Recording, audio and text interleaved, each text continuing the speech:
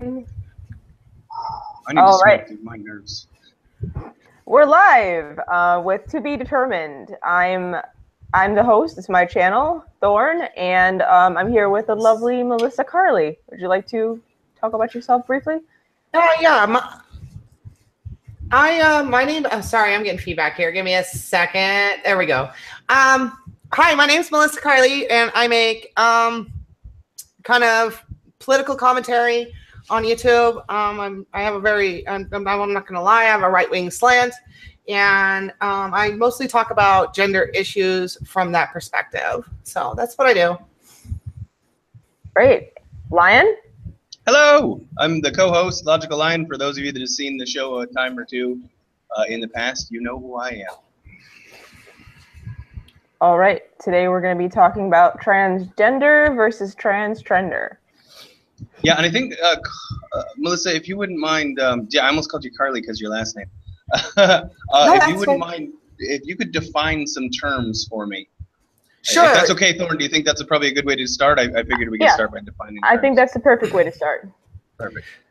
So, I'm not trying to brag, but I'm actually quite well read and familiar with the DSM, or the Diagnostic Statistical Manual of Mental Disorders. So, and in there, I really wish people would take 10 minutes to read it, because it would make a whole lot of this dialogue that's going on.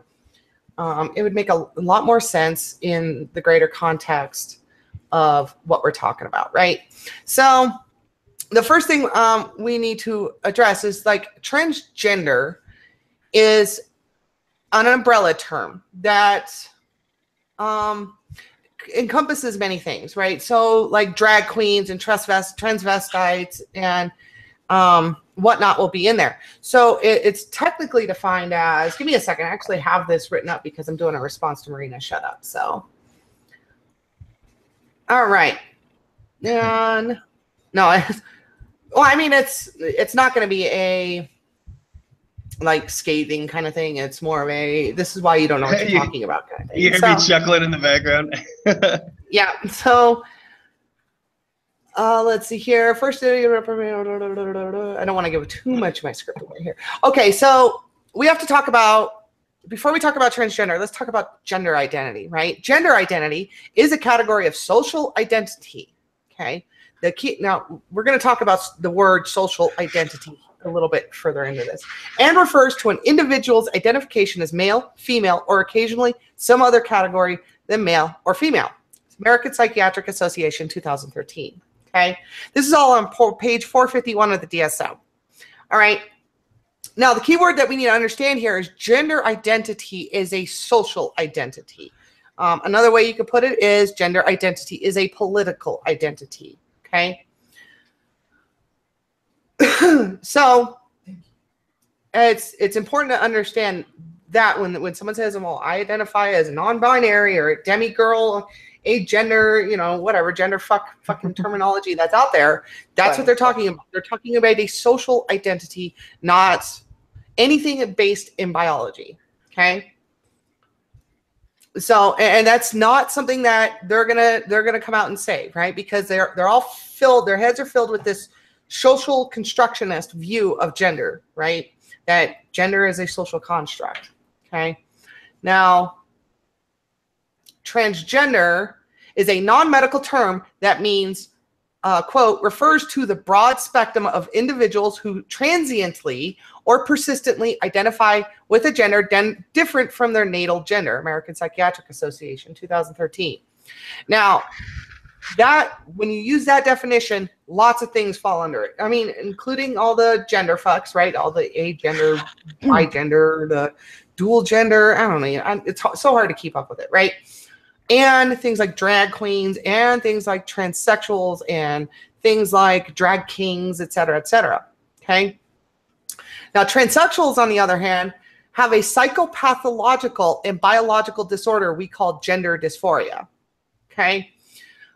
A transsexual denotes an individual who has or undergone a social transition from male to female or female to male, which in many but not all cases It also involves a somatic transition by cross-sex hormone treatment and genital surgery or sex reassignment surgery, American Psychiatric Association, 2013.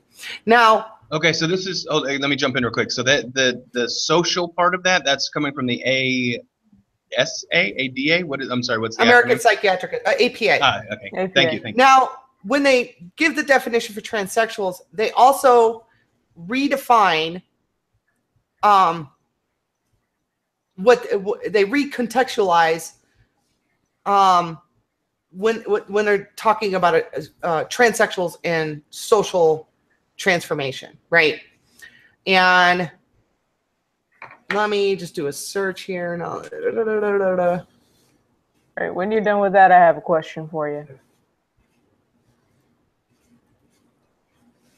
All right, so where is it? Social. Just a second. Well, the social part. No worries. This is the social part is, and we'll get into that as this conversation progresses, I'm sure, because that I think is a big hang up for a lot of people. Is this idea of any kind of socially constructed identity. But I'm sure that we'll definitely be touching on that. You had said social in the description. I was wondering if that was in the.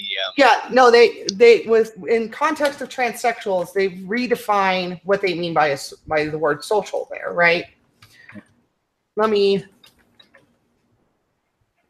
And I think I was thinking, do you think? Okay, so here's what they say. So, however, the DSM also answers the view from the social constructionist view of gender. Quote, thus, gender is used to denote the public and usually legally recognized lived role as boy or girl, man or woman. But in contrast to certain social constructionist theories, biological factors are seen as contributing in interaction with social and psychological factors to go into gender development. American Psychiatric Association, 2013.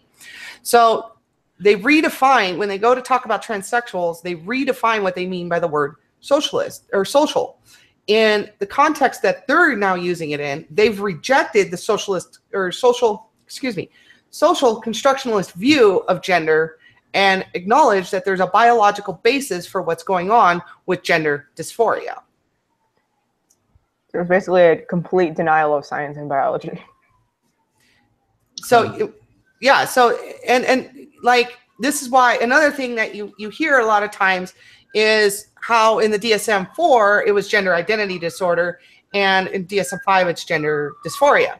And the reason is the current term is more descriptive than the previous DSM-4 term, gender identity disorders, and focuses on dysphoria as a clinical problem, not an identity problem per se, right? So from this, we can learn three things. Gender dysphoria and thereby transsexuals are a clinical problem and have nothing to do with identity. Two, for this reason, it was changed from gender identity disorder to gender dysphoria, not for some political reason, as is commonly stated, but because the understanding of it not being an identity problem, but a clinical and biological problem. And finally, all transsexuals are transgender, but not all who are transgender are transsexuals. What? Go ahead. Wait. Sorry. That confuses me. How can that statement hold? Okay, so all transsexuals are transgender, right? Okay. So they follow under the definition of the transgender thing, right?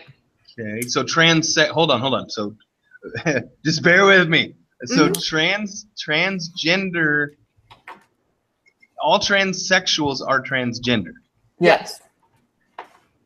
But transgenders are not transsexuals. That's correct. Okay, so I get what you're saying. So you're saying that the sexual is biological attraction. Well, no, the transsexual is a person that's undergoing a transition from one gender to another, right? Now, I know that's a bit of a misnomer because you can't actually change sex, but it's the way that... Go ahead. I'm sorry. No, you. Oh, it's the way that it's the way that can be best interpreted. See, like words have to have function, right? Okay. And how do you describe someone that takes hormone surgery or cross hormone therapy, cross-sex surgeries, et cetera, et cetera. Well, how they do that is with the word transsexual. Now, when you get like these gender fucks, right, that, you know, I'm non-binary. Well, they're not actually transitioning from anything. They're making a political statement, right? They're just like taking hormones and stuff just to be androgynous. And well, that's another entirely different issue. But generally speaking, when you run into these non-binary people on, like Marina Shut Up, right? She calls herself non-binary. She's not actually transitioning from one thing to another. You can't transition to nothing. Exactly. So she's not a transsexual, but she is transgender. However, you can classify me as transgender, and I'm a transsexual. So it's just like when the word transgender is being used, it is purely, it needs to be understood as an umbrella term. Now, I don't associate with transgender at all. I hate the word, and I'm what they call loosely a transsexual separatist. Would you say it's because that the term transgender has kind of become a useless word? There's just so much underneath it that it's just not a useful term anymore?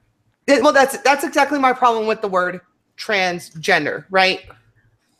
It's essentially become this thing that basically you make up whatever you want, right? And voila, you're transgender now, right? I mean, that's basically what it's boiled down to. I mean, a demigirl. What the fuck is that, right? I'm a half girl. What? So you're a midget? Like what? It doesn't even make sense, right? So, and that's my problem I have with the entire concept of it is,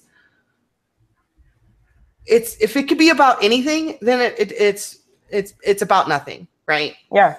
And it creates other problems, right? Like all it does is it serves to confuse the shit out of people, and pointlessly. Yeah, and pointlessly, right? And it's you. I mean, you ask an average person, like, what's the difference between a transsexual and a transgender person? They're not going to be able to tell you, right? That's just a quick question. Sure. Is it difficult to film in a cancer ward? Who's all that coughing in the background? What, is somebody dying back there? What's going on? Probably my boyfriend coughing. Okay. I just want to make sure everybody's okay. No, everybody's fine. Safety first on the to be determined podcast. So anyway, continue. My apologies. Sorry. No, it's fine. So and this is a lot of the reason I think I'm an advocate that transsexuals just need to quit using the transgender label, like just altogether. Well, hold on. Okay. I gotta stop you. What is the difference? By the way, I love those contacts. Every time I look at them, my eyes are stuck on those eyes. Anyway, they're pretty great.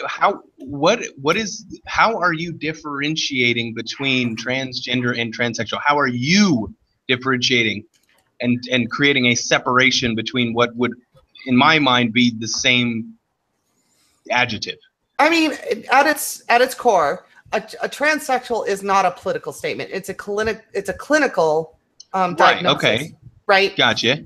And because it's a clinical thing, right? It's, you know, there's things that go into it, like Marina Shut Up doesn't have to deal with, right? Like Marina Shut Up doesn't have to go to a fucking psychologist to go talk about like how our fucking brain is doing, right? And right.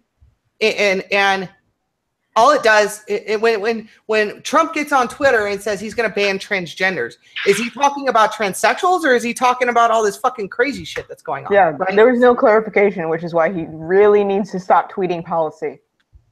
So, So, I mean, and that's what I mean. It just causes a lot of fucking confusion. And I think there needs to be a hard line between transsexuals and all this transgender made up bullshit, right? Like, also, do you think that the T and LGBT should probably like separate and go its own way? Some people didn't talk about it. I mean, like, I don't agree with the LGBT, political LGBT, right? Like, because it's filled with a bunch of people. Like, I have been literally thrown out of like LGBT events because I'm a right winger, right? And they'll start talking about like their bullshit about universal health care or whatever. And I'm like, I don't want anything to do with it, right? And I mean, I've even been to like tranny support groups and they've asked me to leave, right? Because they'll bring some politician on there. I'll just sit there and yap at us about whatever leftist shit they want to argue or talk to you about. And then I'll start arguing with them, right? Like, I don't know. Well, I'm the representative for your district. I don't give a fuck who you are. If you're talking like an idiot, I'll fucking tell you to shut up.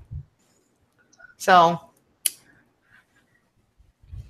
but so, I think mean, another like downfall or like fallout to this is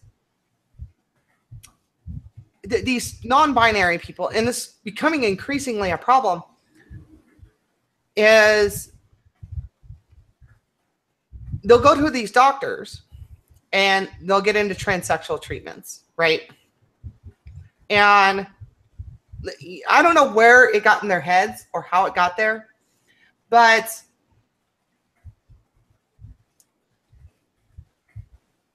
they got it in their heads that you can somehow, like if you're born female or AFAB, right, assigned female at birth, that you could take testosterone and you'll masculinize a little bit, and then you can stop your hormones, and then voila, you're androgynous, right?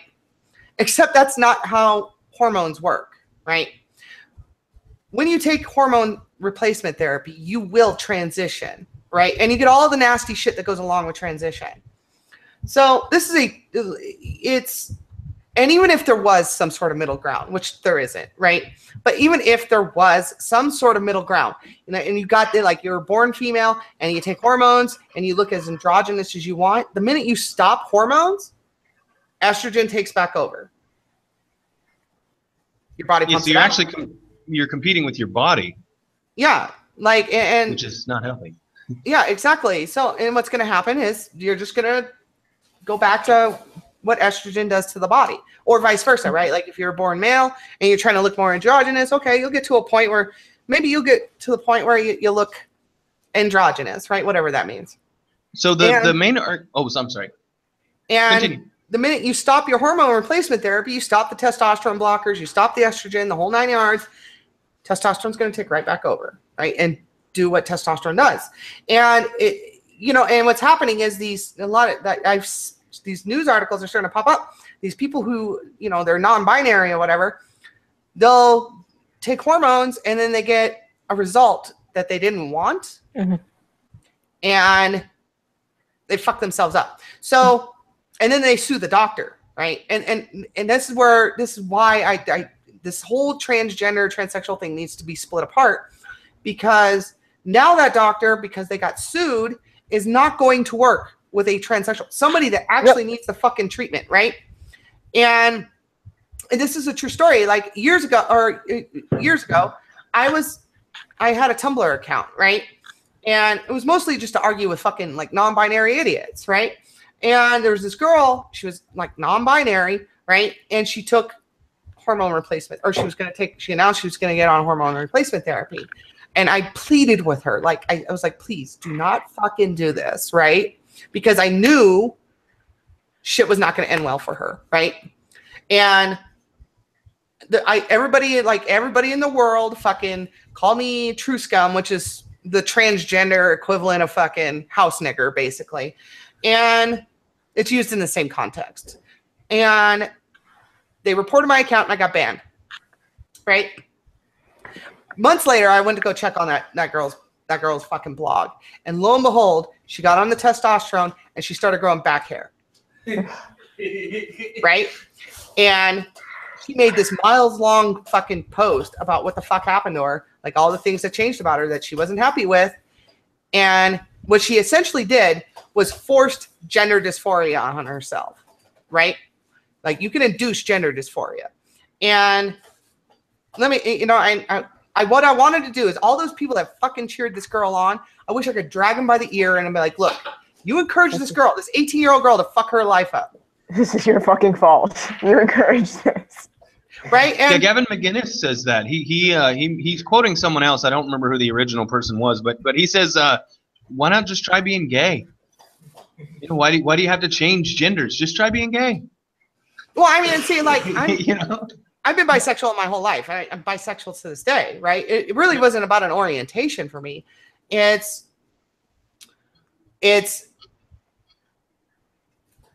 looking at your male body, right? In my case, male, right? And just finding it utterly disgusting, right? Like, I don't want to be in it. Are you familiar with the condition called xenomelia? No, I'm not familiar with that too. Sounds Okay, familiar. Ringing a bell, but I can't. Yeah, you've heard of it. You just haven't heard the proper name. Xenomelia is when someone thinks a limb does not belong to them, or that a limb shouldn't be there. It's disgusting, etc. I have long held the idea that trans, or I always screw this up, gender dysphoria. I always say dysmorphia.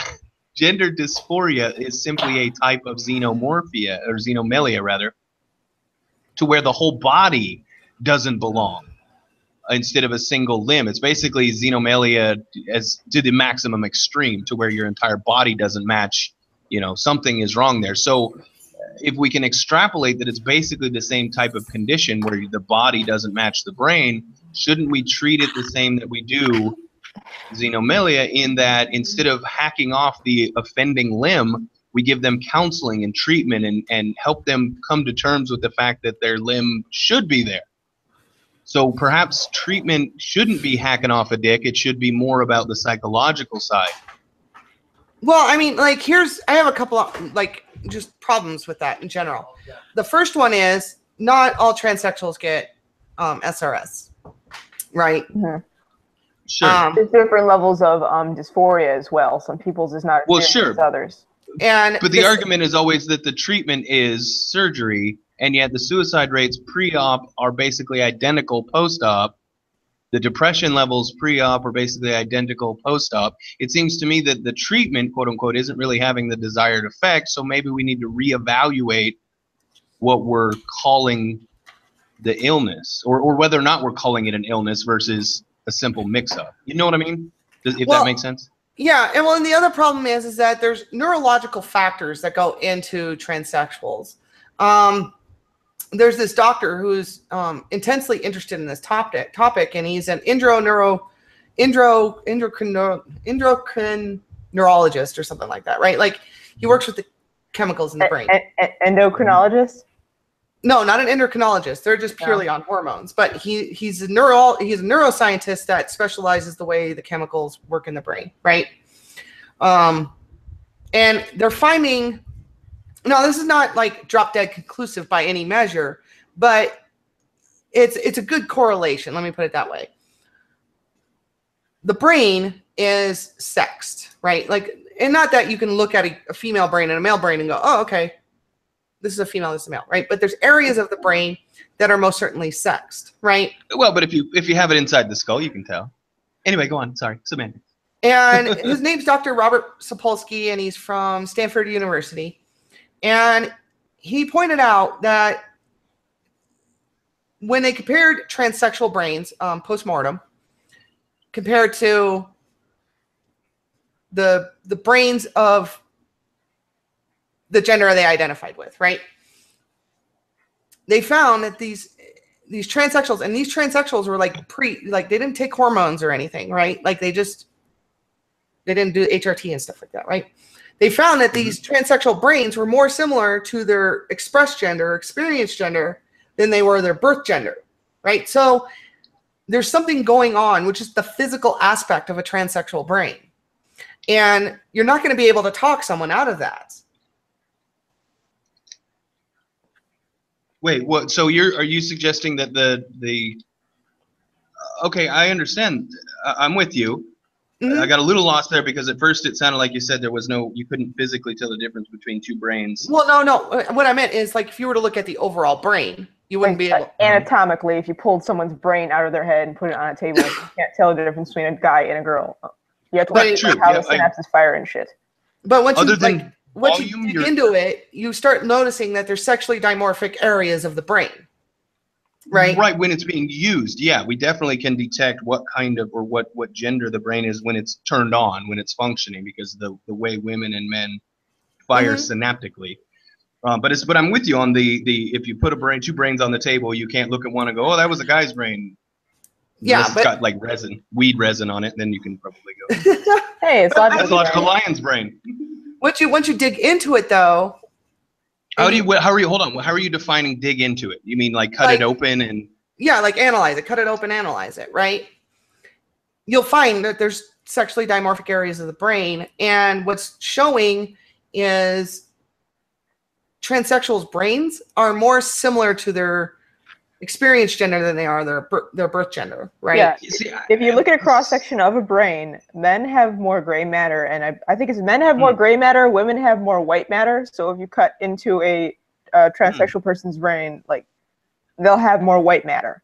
Gotcha. Okay, that's where I was headed with my questioning, was if that was the contention, is that it would have the more. And thank you. I couldn't remember the gray versus white. I couldn't remember the terminology between the chunks. But okay, I can get behind that. I understand what you're saying there. And you can't talk to somebody. You can't really talk someone out of a physical condition with the brain, right? Like, well, right, yeah, but what is schizophrenia if not a physical condition or physical abnormality of the brain? Schizophrenia, depression, bipolar disorder, all of these mental illnesses are malfunctions in the brain.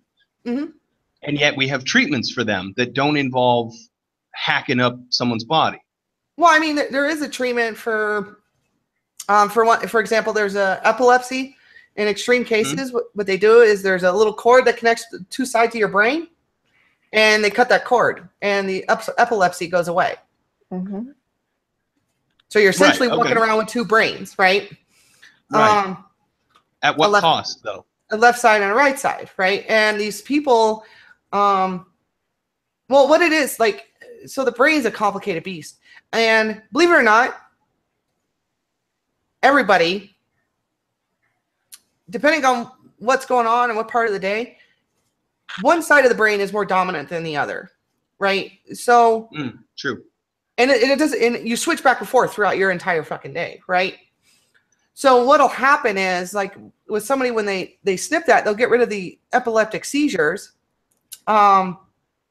which I mean is a great thing for them, right? Because I mean, epileptic seizure can kill you, right? Right. Yeah. Mm-hmm. Yeah, this is like people, every time they have a seizure, they're slowly dying. Mm-hmm. And yeah, oh yeah. That's so what'll happen is these people that have these SNPs, they'll have drastically different personalities from throughout their day, right? Because what is it? The left side is more logical, more mathematical, et cetera, et cetera. The right side is more artistic, more creative, yada yada yada, right? So isn't that ironic that the brain, we term the brain as far as left and right, being the right side being more liberal, more creative, the left side being more conservative, more linear, and yet when it comes to our politics, it's the exact opposite. Right? How does that work? It is what it is, right? It is, right? So anyway, I mean, sorry, I don't mean to derail.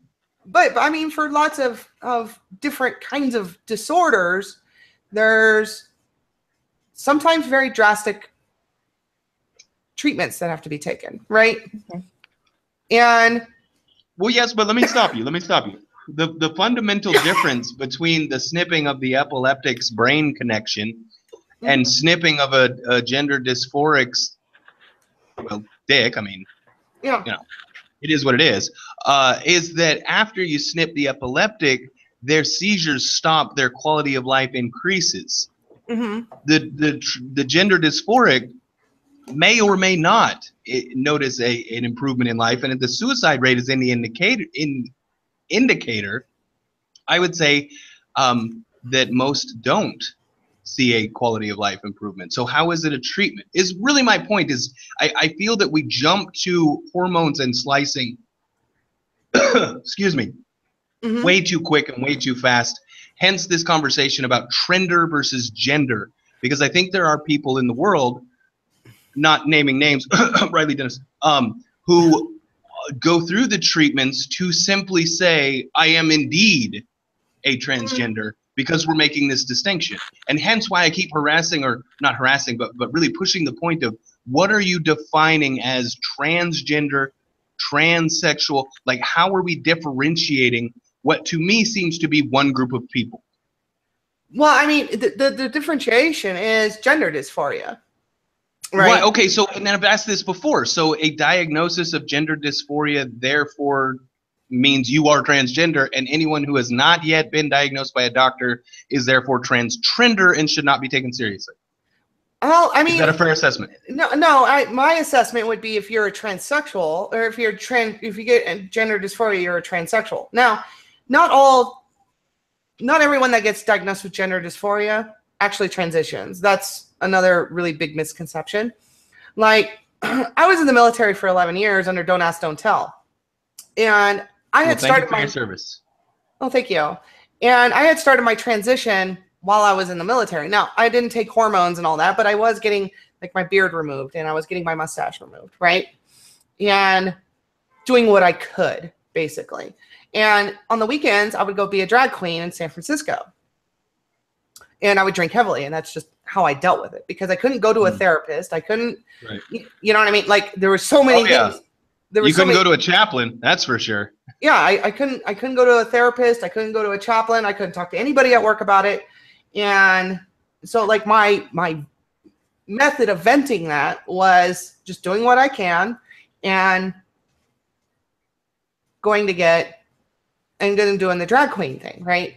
And it ultimately got to the point where I had become a heavy alcoholic, right? And I had to make a choice between either staying in the military or basically drinking myself to death, right? Now, was that your choice or their choice? My choice. You know what I mean? Like, oh, okay. So you didn't end up getting in trouble then? No. I went good. 11 years without issue. No NJPs, no nothing. I was an E6. So I did my thing, right? Good job. Good for you. And then I got to my 11-year mark, and I said, and it was time for me to re-enlist. And I said, you know what? I love this job. I love doing everything about it, but I got to go take care of me, right? So I said, no more military, right? And that's how it went down. And I separated honorably, because it got to the point where I needed to talk to a therapist. I needed to look into other options, right? Because what I was doing was not working. And I was just going to put myself in the dirt by the time I was 40 years old, right? So I get out and I go see a therapist. And I actually and I talked to the therapist for like a year, right? Just trying to like work this all out, right? Without having to do anything fucking crazy, right? Like I was excited to go to a therapist, right? I really was. I was really excited. And like the depression was still there. The anxiety was still there. All the psychopathological symptoms that go along with gender dysphoria were all there. And here I was taking anti-anxiety medication, antidepressant medication, right? And all this stuff is fucking, I mean, say what you want about HRT. That shit is way worse for you, right? And still, like, I would have been taking all that medicine my entire fucking life, right? So then I was like, well, what I'll try is I'll just try like what they call at the time, it was called in-life experience, right? Where I didn't do any kind of chemical transition. I just played the part, basically, right? And I was like, okay, I just want to see if this is the right fit for me, right? So I got rid of all my drag queen stuff and bought clothes I actually liked. And I chose a female name, all that. And then that's how I was living, and I did that for a year. And can I jump in real quick? You said you got rid of all your drag queen clothes and got clothes you liked. I really like how you make that differentiation, because it seems to me that drag queens are LARPing as women versus gender dysphoric people or transgenders legitimately want the world to think them women. Like, a drag queen doesn't want you to think they're a woman. They want you to think they're a man in a dress pulling off acting like an outlandish woman. Well, I mean, it's part of the shtick. Like right? Am I right in that? Drag queens, it's all about entertainment. Yeah. Right? You put on a show. Like, when I went to go to San Francisco, I had like a routine that I did, right? Right, and passing is secondary to the comedic or entertainment value, yes? Yeah, like I would make no attempt to pass. Like I would good. I would contour my face with fucking blue and red, for crying out loud, right? Like, the It's point, like a caricature of a woman. yeah, it's basically, it's what it is. Okay, A thank drag you. queen is a Good. caricature of a woman. So when I say I bought clothes that I like the kind of woman's clothes that I genuinely enjoy, right? And I know my look is a bit extreme and it's not for everybody. I wouldn't tell anybody to dress like me, but I mean, it's just what I was comfortable with. And I did the in-life experience for a year. And my psychopathological symptoms actually improved just from dressing, right? And taking a woman name and doing all that, right? So like things got better for me. And then I started HRT. And since starting HRT, I was on HRT for a month. Or no, a month and a half. Yeah, a month and a half. Excuse me. And I quit my antidepressants and anxiety medication altogether. And I haven't been on it since. Now, I realize that's an anecdotal experience, but the point I was getting at is I will agree that that transitional medicine, there needs to be more stridency behind it, right? I'm once you got your diagnosis of gender dysphoria, and you know, like I encourage people, go to multiple doctors and get the same diagnosis. I mean, if you got 10 unrelated doctors all telling you the same thing, the odds of them all being wrong are almost non-existent, right? I had an interjection. I'm sorry, Melissa. I had an interjection a little bit back about treatment and such. Is it safe to say that even though it does not always work, that transitioning currently is the best treatment that we have available because it's easier right now with the level of technology that we have to make the body match the mind rather than the other way around? Mm-hmm. Well, I mean, like, even if you could fix a transsexual's brain, like, let's just say that technology exists, right? Then you run into some serious ethical problems, right? I mean, how excited would you be to have somebody dig around in your brain? No. Well, but I mean, Not excited. If we're defining you know, if we're defining it as an abnormality, haven't we always tried to fix? I mean, isn't the goal for the patient to have a better standard of living? And if you diagnose them with an abnormality, are we wrong to try and correct that so that they do have I mean, honestly, I don't know how to ask this PCly. Are you no, happy? Don't worry about PC. Just fucking ask it. Yeah, Okay, cool. If you could go back and flip a switch and not be dysphoric, would you do it?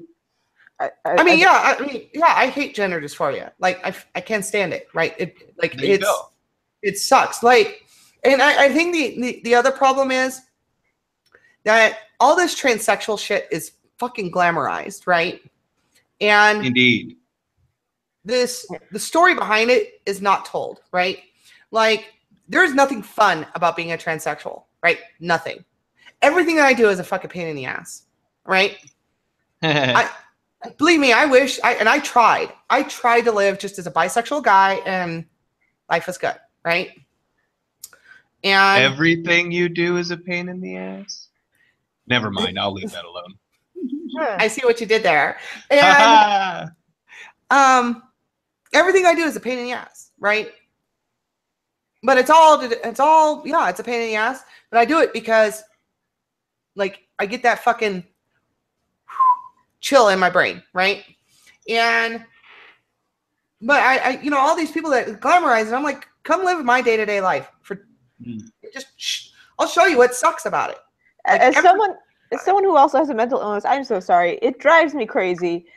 As someone with a mental illness, when people glamorize that kind of problem, it's like, no. If you're happy that you have this, you don't have this. Mm-hmm. You don't. Fuck you. Sorry. Yeah, no, and if we miss, like, if for some reason, like, I can't get my hormones, right? Like, I can't get my HRT because sometimes the supplier runs out. It happens, right? And I'll have to go like a month and a half, right? that is a month and a half of me being fucking miserable. Like, I don't get on YouTube. I don't get on Twitter. I just lay in my bed all fucking day long, right? Because depression kicks back in, right? And like, I feel physically in pain. And I think it's because the treatment is the right treatment for me, right?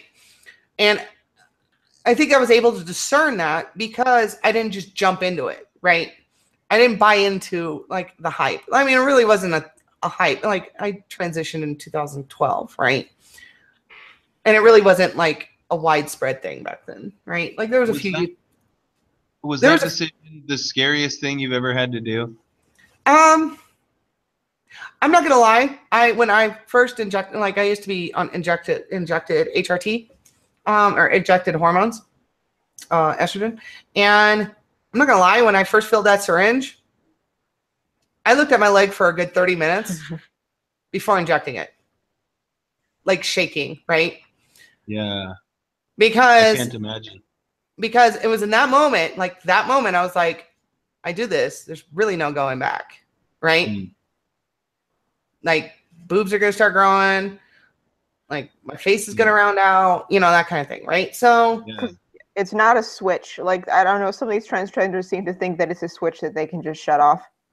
It's like, oh, I could just stop taking hormones anytime, no problem. Everything just goes back to no. I mean, I stopped taking hormones. Tits are still there, right? So it was that moment where I looked at my leg for like 30 minutes, like, is this something I really want to do, right? Like, now, how much time did you spend weighing whether or not it was worth giving up your white male privilege? Well, I reject privilege theory entirely. So, but so not a lot of time then.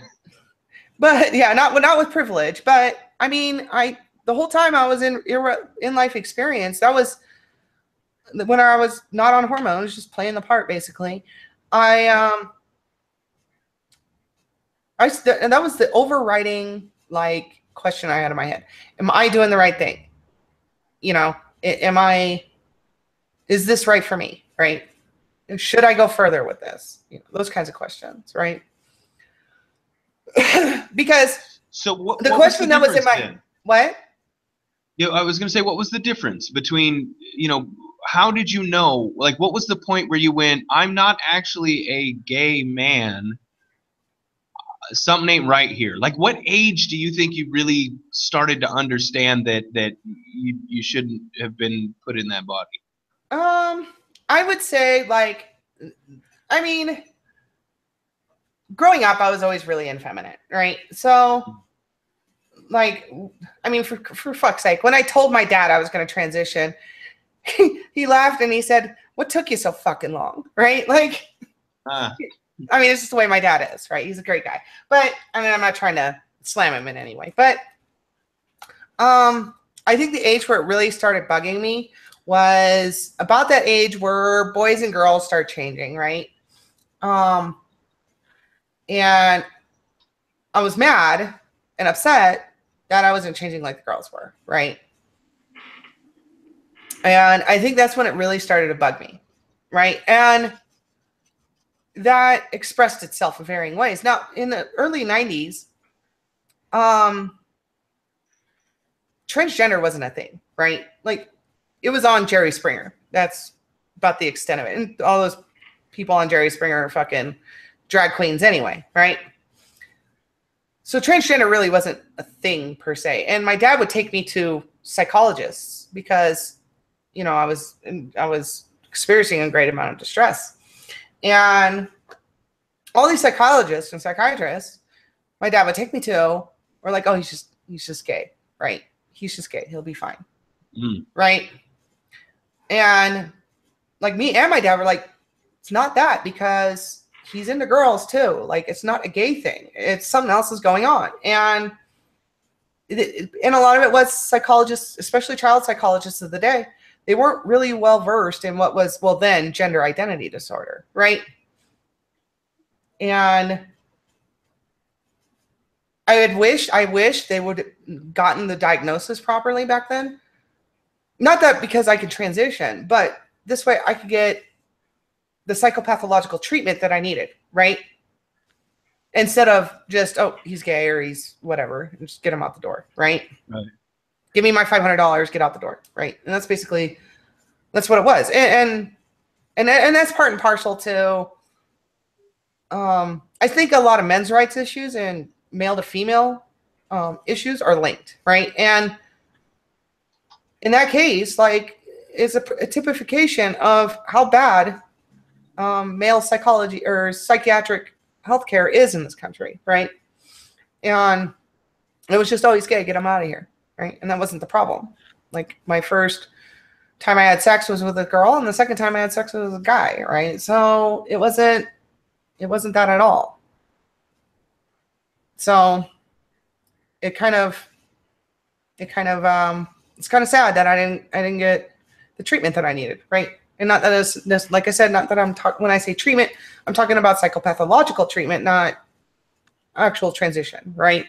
What age do you think is an age to take quote unquote trans or gender I'm just gonna say GD. Yeah. What age do you feel that GD should be taken seriously when a child proclaims they would rather be the other gender? Well, I think so. This is a deeply complex problem that's usually way oversimplified, right? So I don't know if you ever heard of it. How do you mean that? The problem that's way oversimplified. What does that mean? So you ever heard of WPATH?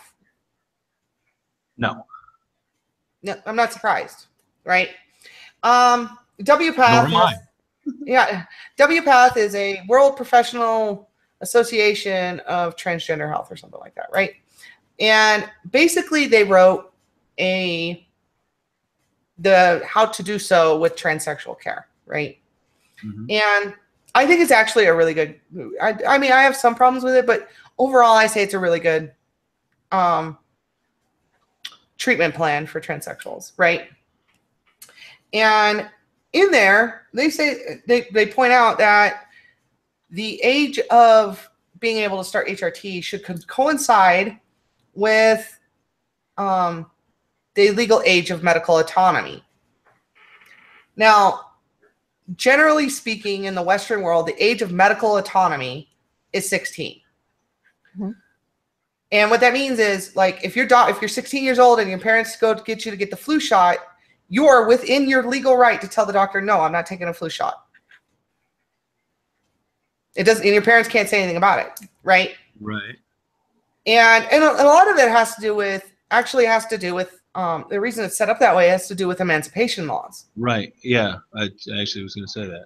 Yeah, and it has a lot to do with emancipation laws. So WPATH put out this thing that, well, whatever the medical age of autonomy is, the age they should, if, you know, the doctor says that this would be a good treatment for them and they talk it out and they work out whatever treatment plan, this is the age where they should start HRT. And I personally don't have a problem with that. If we're going to go with the standard of medical autonomy. But the problem with WPATH is, while it made a great how-to book, the organization in and of itself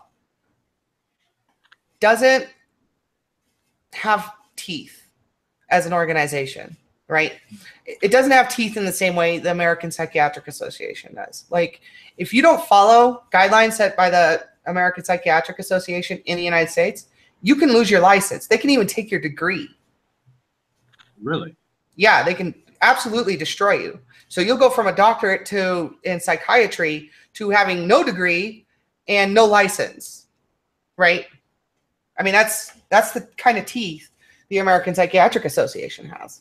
So the problem is that WPATH as an organization doesn't have bites. And I think it should have bites so it can enforce those guidelines, because, like I said, I have some problems with those guidelines, but overall I think they're really good. And it's just a pity they're not enforced, right? So that would be my cure is first we need to get the WPATH a set of jaws to where they can set the standard and enforce the standard of treatment of transsexuals. Interesting. I believe in Canada there was a law. Was it in the U.S.? No, I'm pretty sure it was in Canada. A law had been passed saying that parents who deny their children autonomy and decision making. I don't remember the age either. It was pretty fucking young. I think 12 maybe. The parents could be arrested on some new charge that basically was created. I'm sorry I'm butchering the shit out of the story, but essentially it was giving children autonomy over life decisions such as, and the why this comes up is because the example cited by the opponents was the transgender issue. If a child of, and the example was an 8-year-old, so it's got to be from pretty much any age. A child saying, I want to be, the other gender or whatever, you're going to start them on hormone replacement and blah, blah, blah. It's taking the authority away from the parents to be able to make that kind of decision. So obviously there was a lot of backlash on this. Is it really in the purview of the parents up until a child is no longer a child? That is to say, you figured out before you were 18 that things weren't right. But should you have to wait until you're 18 because you technically belong to your parents in all aspects of law? Is this a law thing? Well, like I don't agree with a lot of what laws do, right? But like where they say, oh, a parent can't tell what their kid what to do until at 12 years old, as far as medical, I think that's all nonsense, right? I think there should be a standardization process. I will agree with that. And I like the idea of medical autonomy. When does somebody have medical autonomy?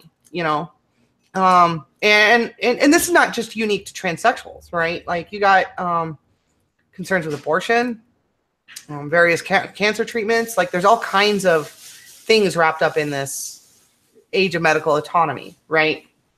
And it's a very sticky topic to get into politically, right? Because if you raise the age of medical autonomy to 18, you're gonna irritate lots of different people, right? Right. Emancipated teenagers. You're gonna irritate the women's rights movement. Like, and I'm not talking just about feminism, but I'm talking about like abortion activists, right? Right. Because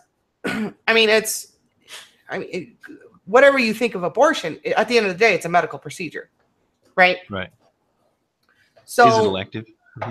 Different conversation.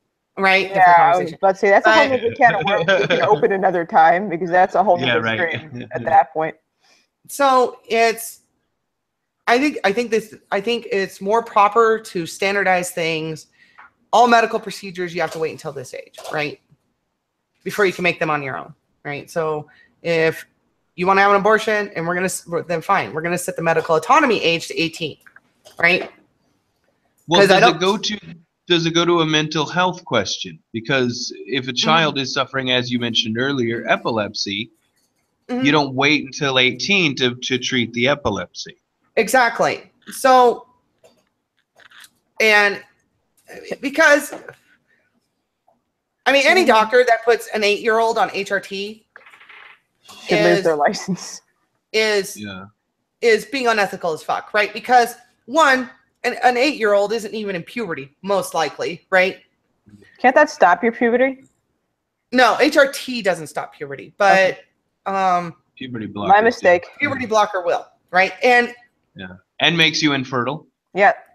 And so someone who's given HRT to an 8-year-old is just being an asshole because their brains aren't even receptive to the hormones yet, right? Because you haven't reached maturity, right? And when I say maturity, I'm talking about biological maturity, right? So, because humans are more or less biological mature by the time they're 13, right? Yeah, but by the time you're about 12, 13 years old, girls sometimes hit sexual maturity a little earlier, but generally speaking, around 12, 13. So before that age, you can pump a kid full of all the hormones that you want. Their brains are not going to be receptive to it. Right. It's going to damage it's just going to like screw up their bodies. Yeah, exactly. It's just going to mess with their endocrine system. So any doctor that's doing that, I think should not just lose their license, lose their degree, but they should probably be in jail, right? Mm. Yeah, I would be of the opinion that that's criminal. That's child abuse. That's criminal. And in my opinion, it's criminal neglect. But so and I'm not even a fan of puberty blockers, right? I'm not. Because we don't know the long-term effects of these puberty blockers. HRT is well established, right? They've been giving women HRT since HRT was a thing, right? And originally, right, for menopause, right? Yeah, HRT is literally decades old, right? So we know things about what these drugs do to people, right? Yeah, they also use it for people like women who have had their uteruses removed, or men that have had their testicles removed for whatever reason. Mm-hmm. Yeah, like half the cast of Game of Thrones. Exactly. So like, so HRT is a well understood process. It's the puberty blockers. They don't really know the long term or the effects on that, and I hate to say it, but I don't know how much that screws with brain development, right? Because the age between the ages, like some of these kids are put on puberty blockers as young as 10, 11 years old, and that's when they enter Tanner stage 2, right? And I don't know, like, and I've tried to look this up, right? I don't know how that affects brain development, right? Are their brains not growing properly in the right size, right? You know, that kind of thing. So I have some serious questions I haven't been able to get the answers to yet, right? And I'm not even sure they know, right? Like, and this is just the gravity of the situation. But at 16, I think the brain is developed enough, and a person at 16 is sexually mature in most cases, right? Like, and when I say most, the overwhelming majority of cases. Mm. So the penis is developed, the vagina has developed, the breasts have developed, and stuff like that, right? And I understand that, like, this is a contentious issue because, like, in a female to male, breast development can be very traumatic, right? And they go through a great deal of pain. What do they call it? Binding, to bind them down, and that kind of stuff. So I'm not trying to be insensitive to the gravity of the situation, because I've been in that situation. It's not fun. It sucks, right? However, yeah, I think 16 is a good age because the body has matured sexually. So, go ahead. So I think we all can agree that for the purpose of this discussion, I'm going to use a blanket term of transgender to describe all those who actually suffer from gender dysphoria, whether or not they're on treatment or otherwise. Mm-hmm. Folks who legitimately think they're in the wrong body versus effeminate gay men who also happen to like wearing dresses, which I actually knew someone. I had a very close relationship with someone who I would describe as that, who then called themselves non-binary, whatever the bullshit was. And I said, no, that's horseshit. You're just a really, really feminine gay guy. Obviously he never liked that I said that, but whatever. I didn't really care. But you get like Riley Dennis is a good example, I think, because I think that Riley Dennis represents the epitome of what one would call a transtrender, regardless of the fact that now he says that he's taken medication or whatever, making no effort whatsoever to appear female, to LARP female, yet saying, I am a woman. That to me is the height of disrespect towards those who actually have the illness, because he's basically saying, oh, I'm going to play as a woman too, even though I'm just, whatever. I don't even understand. He likes women, so he's a cross-dresser. Well, Riley is taking hormone replacement therapy. Yeah, I know, but so he says, and I don't really, that makes no difference to me. Well, Riley did just get a shit ton of surgery done. So Riley actually is looking a lot more female now. Yeah, Riley looks a lot different. I don't know if you saw his tweet, or her tweet. I have not I haven't recently. So if Riley is actually putting forth an effort, Theron Meyer, I used to call Oscar Meyer because I had no respect for her, and referred to her as a him because I had no respect for them. as a person. When it comes to what you call someone, a lot of that goes into respect. And if someone wants to be respected for their quote unquote pronouns, they need to be respectful to someone else's senses. Which means if I go around going, I'm a woman, or fuck it, I'm an attack helicopter. And someone's like, no, you're not. I'm like, bullshit, I'm an attack helicopter. I can't get offended if I'm not wearing a propeller. You know what I mean? Like, I have to at least play the part a little bit. Because that's all we're talking about. I'm not talking about the actual dysphoria, whether or not you have a dick, what your chromosomes are. I don't care about any of that. The only people that matters to are the people you're fucking and the people you go to the doctor or your doctor. No, Those are the only two people that matters. Go ahead, Thorne. My main problem with Riley Dennis is the whole thing that he seems to think that how does he put it? That if you don't want to date a trans person, you're a bigot. That's my main problem currently with Riley. Well, I mean, like, I think Blair White's video where she made the apology to Riley. I think, I mean, I don't even like Blair, but I think she personified why I never really went after Riley Dennis in the sense of being a transsexual or not, right? Because to me, it's just like, this is just my personal philosophy. It's an ad hominem, right? Like, I can't stand Riley's fucking politics, and I'll just stick to the fucking issues, right? Because I think she's a fucking moron, and I've always thought she was a fucking moron. And the point that you brought up with him or with her being a if you don't fuck a tranny, you're a bigot. I really hate that line of thinking, right? Because can I stop you? Can I stop you just real quick about Riley before you go on to another point? Because I want to address your point as far as you didn't want to address, or you didn't want to go down the road of using or I'm sorry, I don't want to bastardize what you said, but basically, okay, the whole thing about Riley Dennis, you didn't want to address whether or not Riley was trans because of Blair White kind of stepped on her own dick. And that's so funny to say that, because Blair White confuses the shit out of me. I'm incredibly attracted to her, and yet I know she has a dick. Anyway, she's pretty. I'll give it to her. I mean, I don't like her, but she's pretty. I'll give it to her. But she's aesthetically pleasing. Blair was making. Oh, sorry, Thorne. I was saying she's not my type, but she's definitely aesthetically pleasing. Yeah, she's pretty. I'll give it to her. So Blair had mentioned the transgender thing, and you say it's an ad hominem. However, I strongly disagree with that, because my logic is simply thus: don't put a top hat and a monocle on a chimpanzee and tell me it's a professor of physics. Just because Riley Dennis says I'm a tranny, I'm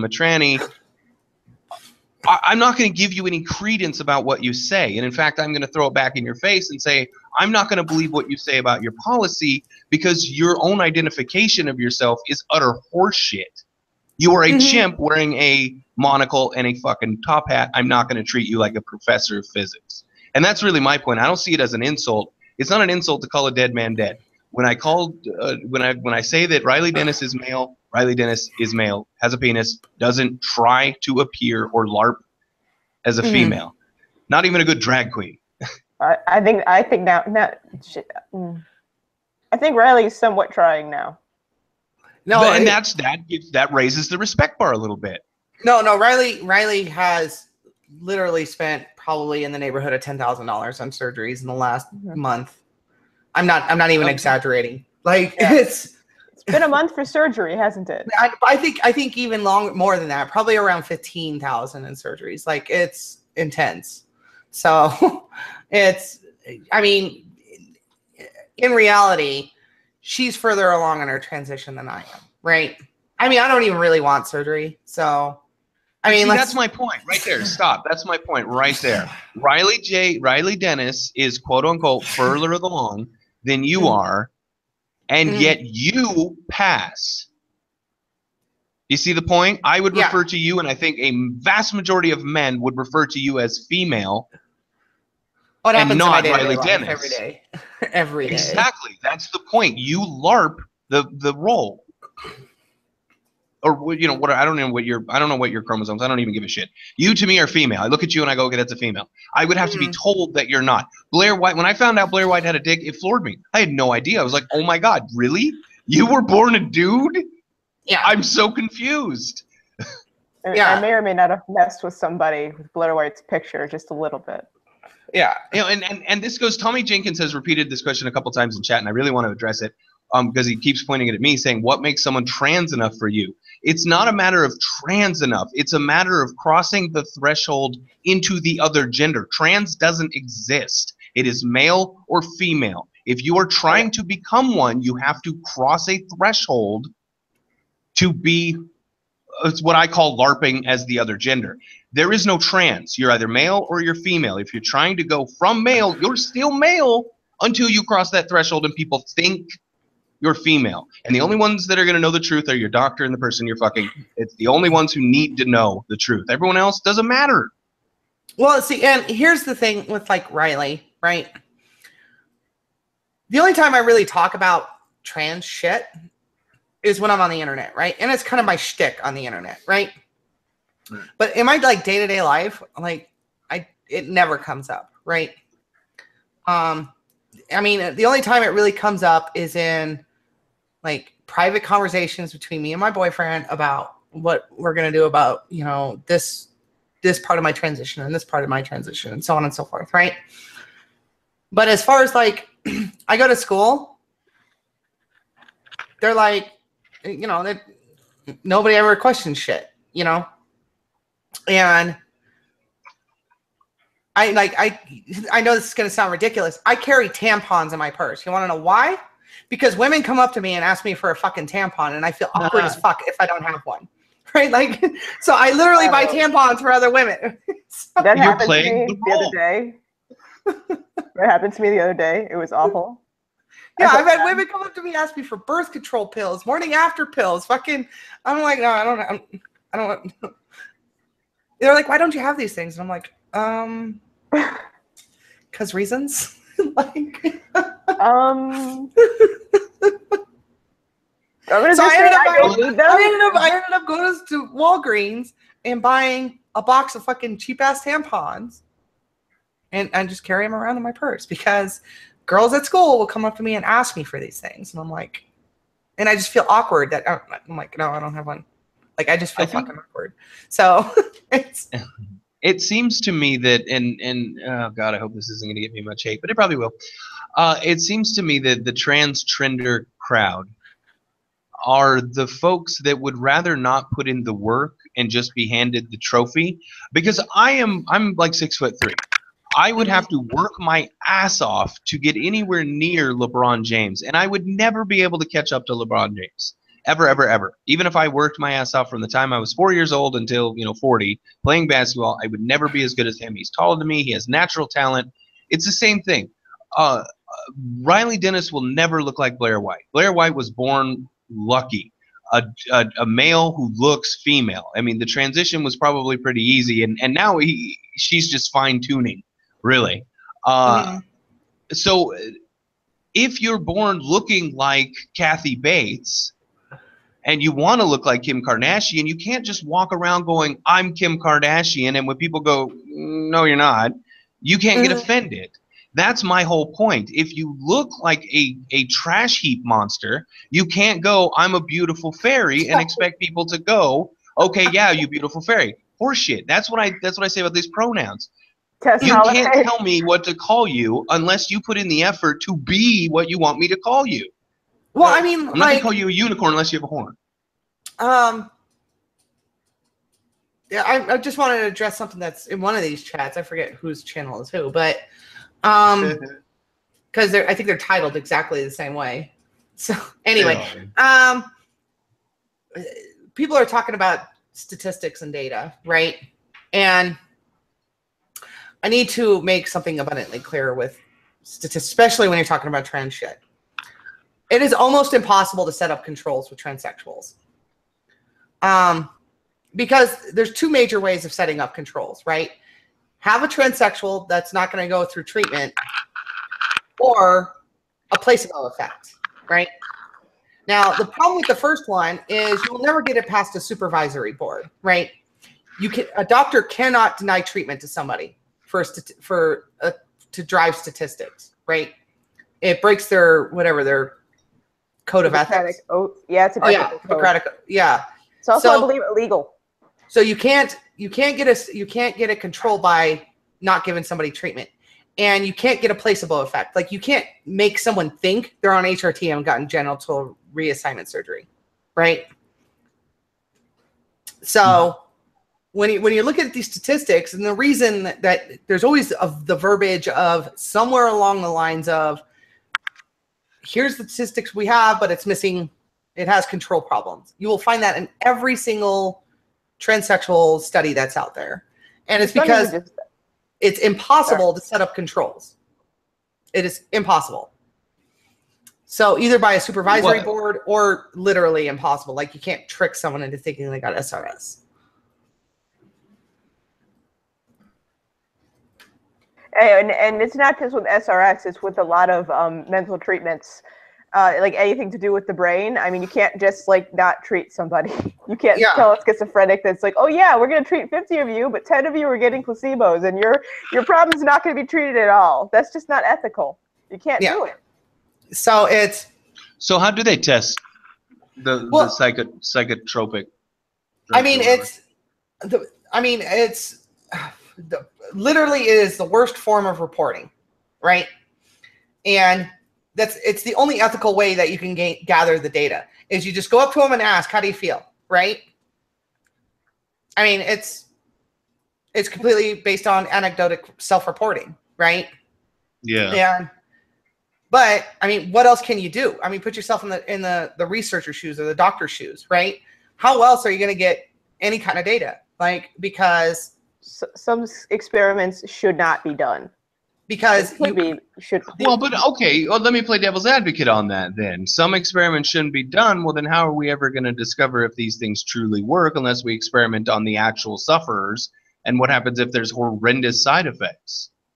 And that's a valid criticism, but it's a really sticky situation, because one way of setting up controls is not possible.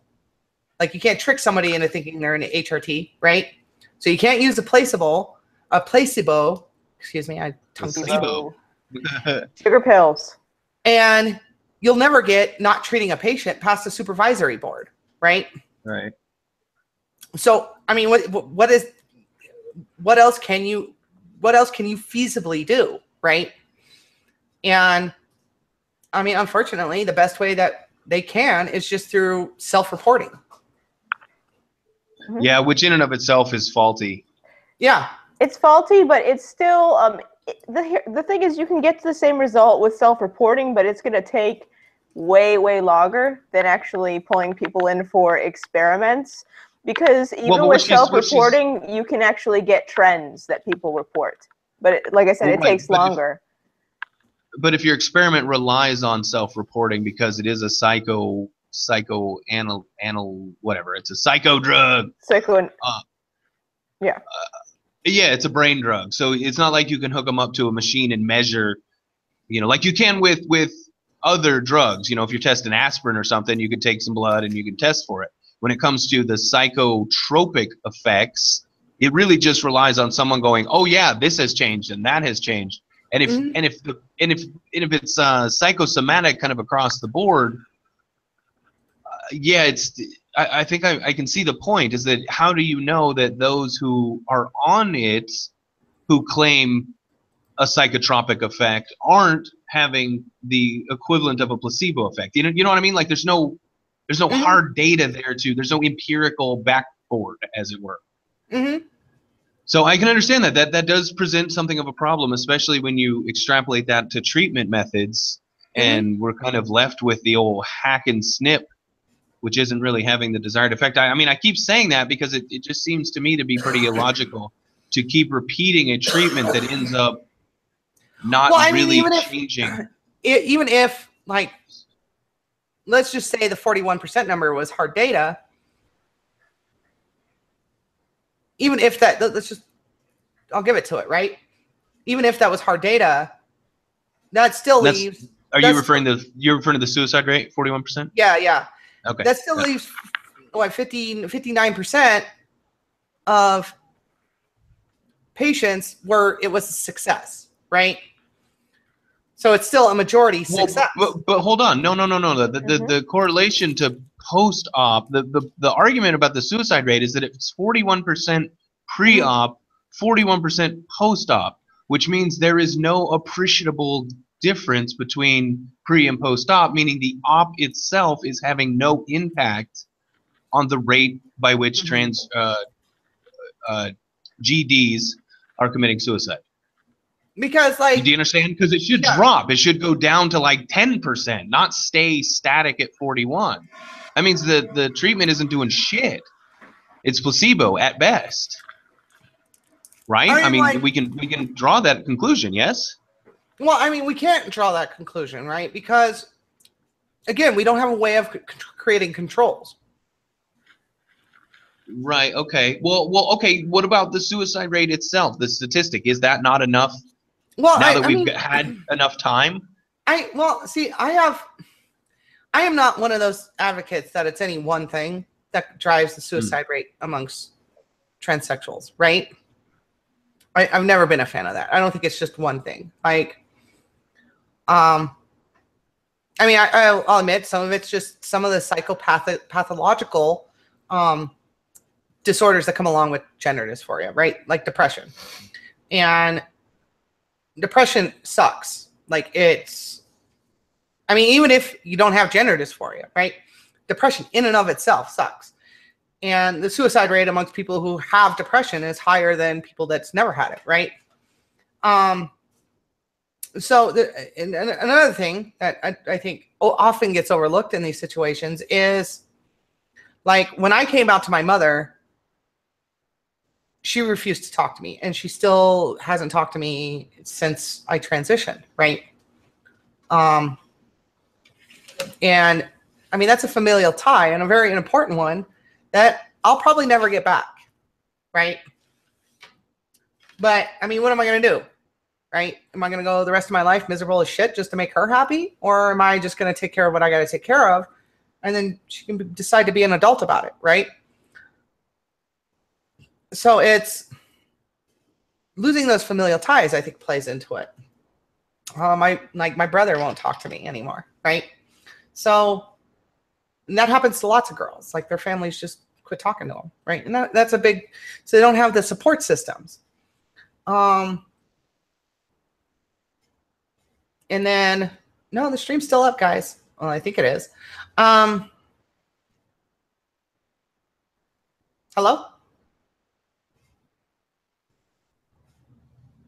Oh, Logical Lion is gone. Okay. Hopefully he gets back here soon. Hopefully he can still hear me. Oh my goodness. I'm sitting here. So I got everybody in front of me and no one to talk to. Ah, she's back. Okay. Oh my goodness.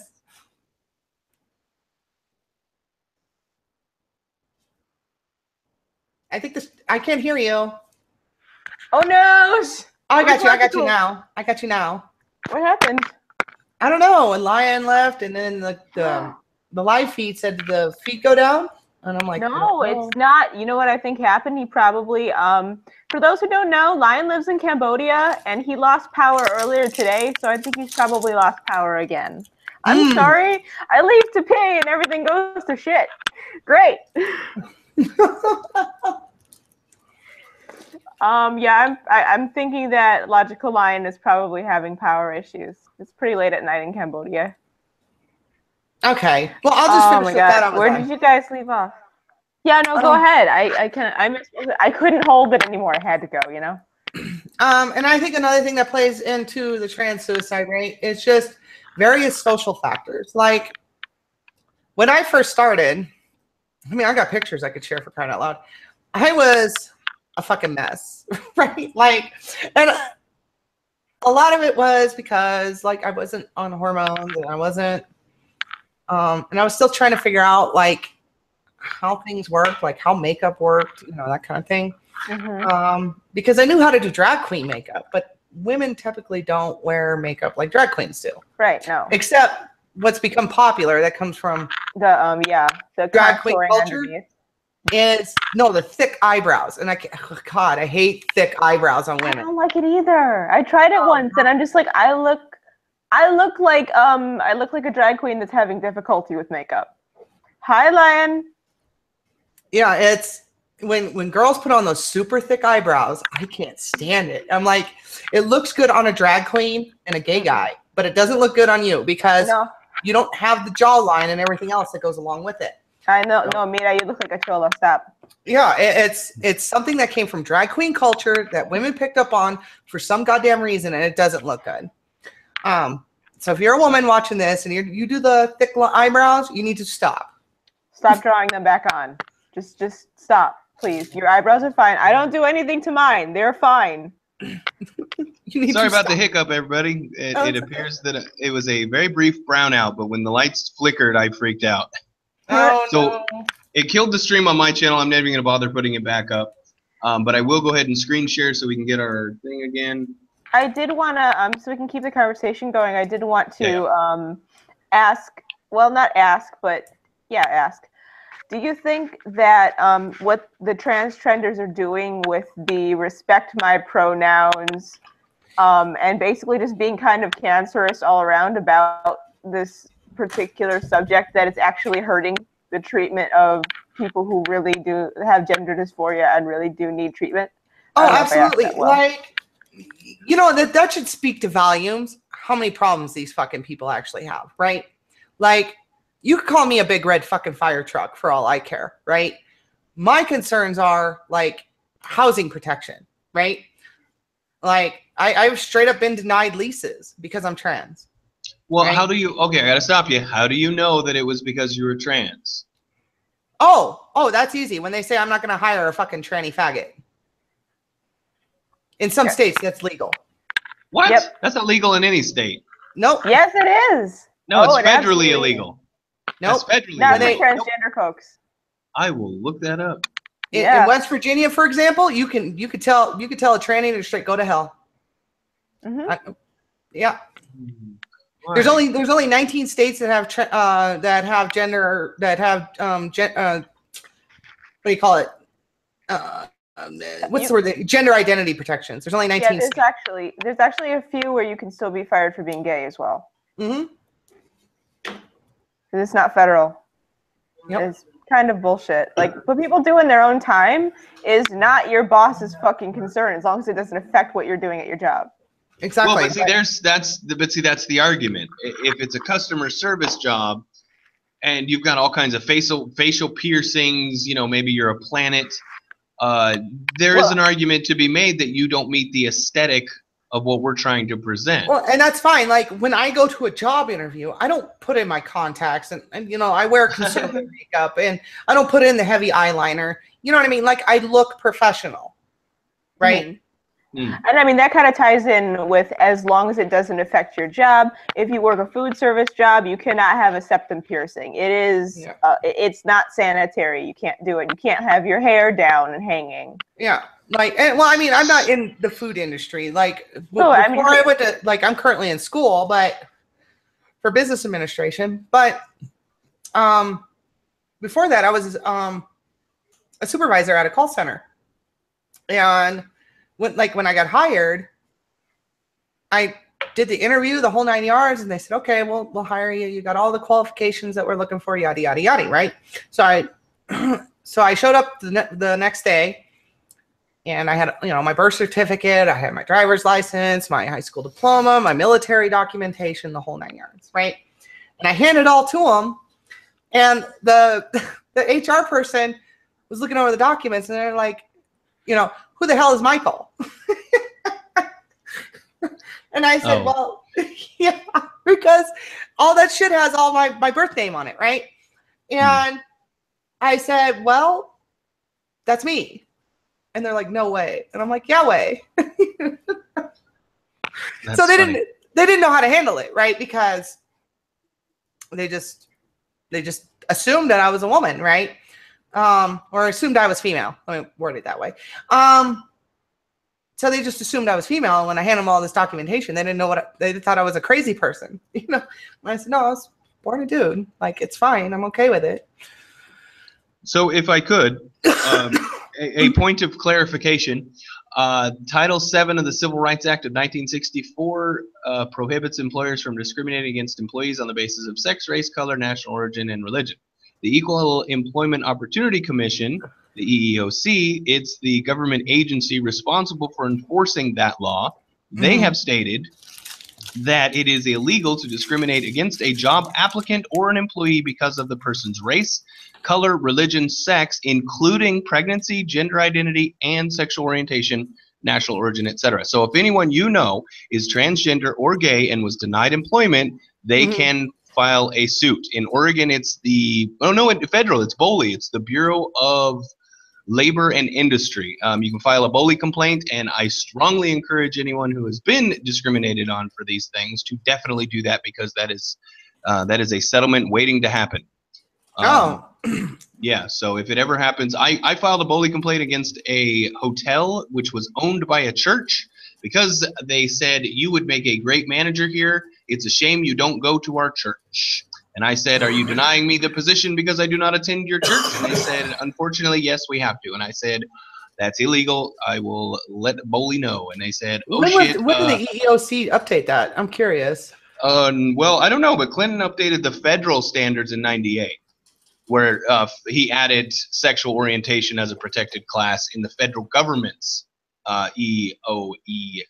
Now, does that only apply to federal jobs, or does that apply to Clinton's does, yes, but the EEOC is nationwide. That's what BOLI falls under, the Bureau of Labor and Industry. Oh, okay. Yeah, so anyone, if you don't get a job and they implicitly or explicitly say, I don't hire fags, I don't hire trannies, whatever, that is a settlement. It's not gonna be a lawsuit. They'll settle out of court, but it's a settlement waiting to happen, and you could sue the shit out of them, especially in today's climate. So if anyone, and that's why I find it so dubious when this was claims. Like years ago, like, because I actually looked into like the state laws to see if they violated state law for this fucking reason, right? Like, I'll make this fucking asshole pay for my transition. Like, you should have. Like, you should have. I mean, we do have a litigious society, but sometimes people deserve to be sued. And if they refuse you employment because of something like this, then I'm sorry, no. Now, if they had a legit, like if you were applying at a modeling agency or something, or to be a front desk person and you had the contacts in, they would have a legitimate argument to say you don't fit the aesthetic we're looking for. That's why I don't buy into fat shaming when it comes to employment at all. Right, yeah. Horseshit. There is an aesthetic. Because I looked into the state laws, and I didn't even think to look into like federal laws, because I just assumed the federal didn't have it because most states don't have it, right? Occasionally, just occasionally, the government does have your back. Right? Yeah. So it didn't even click to me to look into federal laws. Yeah. That's interesting. That had to have been within the last 4 years. And just kind of slid under my radar, because I'm surprised I missed that. And I mean, like, what, the EEOC? Nah, kids, that shit's been around a long time. BOLI, man, I've known about BOLI for forever, since I got out of the military. And that was 20 years ago. Jesus Christ. That they added that. Oh, what, in the 98 thing? Well, the gender identity. The gender identity thing, that they added that. Yeah, I wonder when, because it doesn't say, what I was reading doesn't say it was just from the EEOC's website, but it doesn't say if the language was amended. I'm assuming at some point it was, because gender identity seems to be more of a modern phenomenon in terms of well, not that it exists in a modern phenomenon, but that people seem to give a shit enough to I know for a fact, like, major companies have been centuries ahead of any government on this kind of stuff. Like one of the first really kind of companies to set the gender identity as something that you can't discriminate against was surprisingly Boeing, and they did it like back in the 80s. Like, it was. That's interesting. Yeah. So let me ask you, like, I've got two questions for you, and they seem simple questions, but I think they go to the heart of the entire discussion. First, can we agree that the only people who really know for sure, or would need to know for sure what your chromosomes are, would be the person you're sleeping with and your doctor? Is that a fair assessment? Yeah, I mean, like, here's the deal with the chromosome, argument, right? It's a pointless hurdle, right? And the reason, what I mean by a pointless hurdle is, like, I don't think I've ever claimed that my genes are XX, right? Like, and even if I could change them, right? Let's just say there was some magical pill I could take and all my chromosomes would be XX, right? That would do essentially nothing for me. Right? Like, it's not going to make me grow a vagina. I just have a penis and XX chromosomes, right? It's not going to make me naturally produce estrogen. Right. It's the intersex. It's not going to do anything for me, right? Well, it's not going to change the public's perception of whether or not you're male. Exactly. And then the people that like just think this is all bullshit, right? It's not going to change their fucking minds. They'll just come up with some other thing to fucking argue about, right?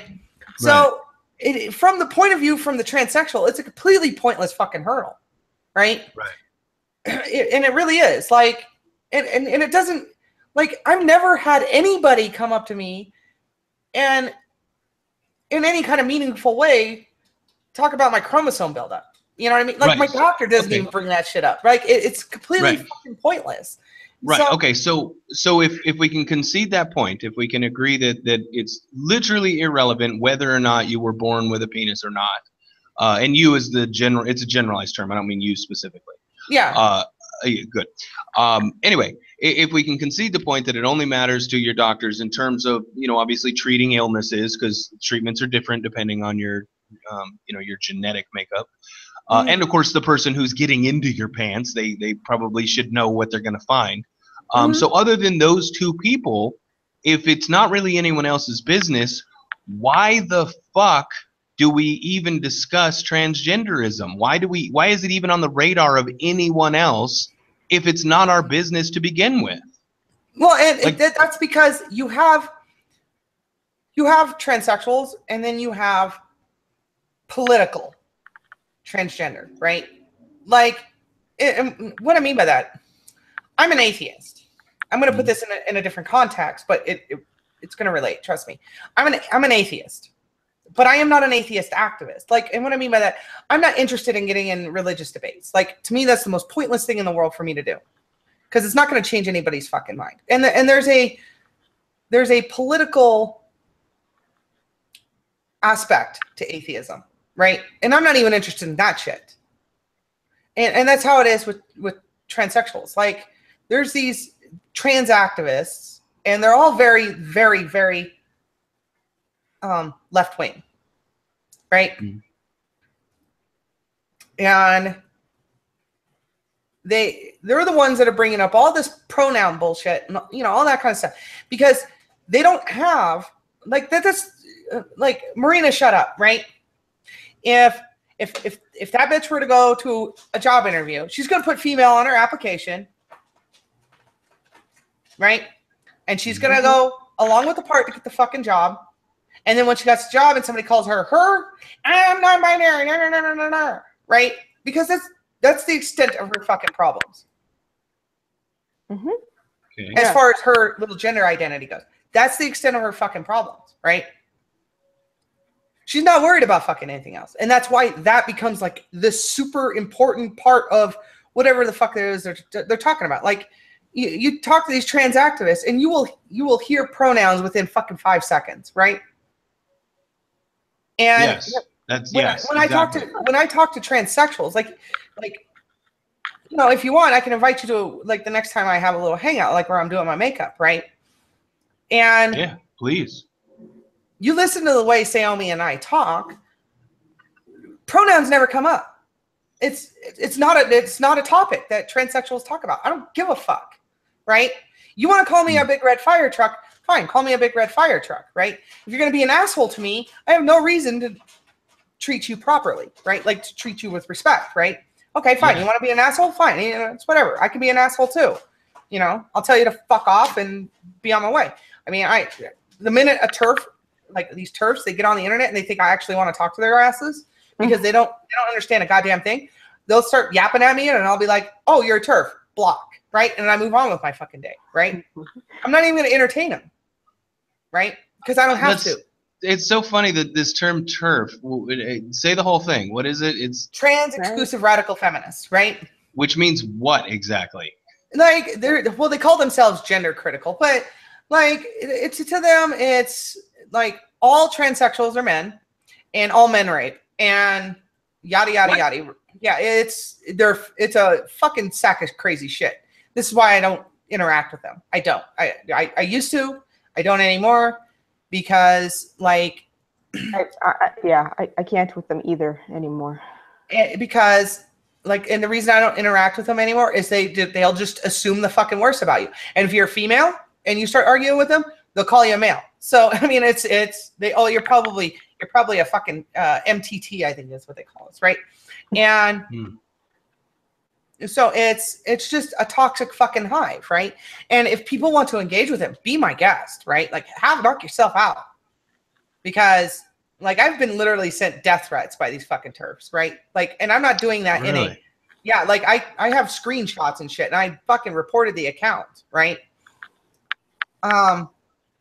Because she was like, if I see you in a bathroom, I'm gonna fucking shoot you, you stupid little bitch, blah blah blah. And I'm just like, holy shit, you people are fucking psychotic, right? Well, so what's their complaint? Wait, hold on, Lion. There's actually one that was proud of the fact that there was like a little boy that was wearing girls' clothes, and he went into the girls' bathroom, and she pulled his pants down. And she's proud of that fact on Twitter. Like, erased it immediately. I need to find it, but say that again. Say that again. There was a little. She's like, oh, there's this little transgender kid trying to use my bathroom, so she pulled the kid's pants down. He was like 10.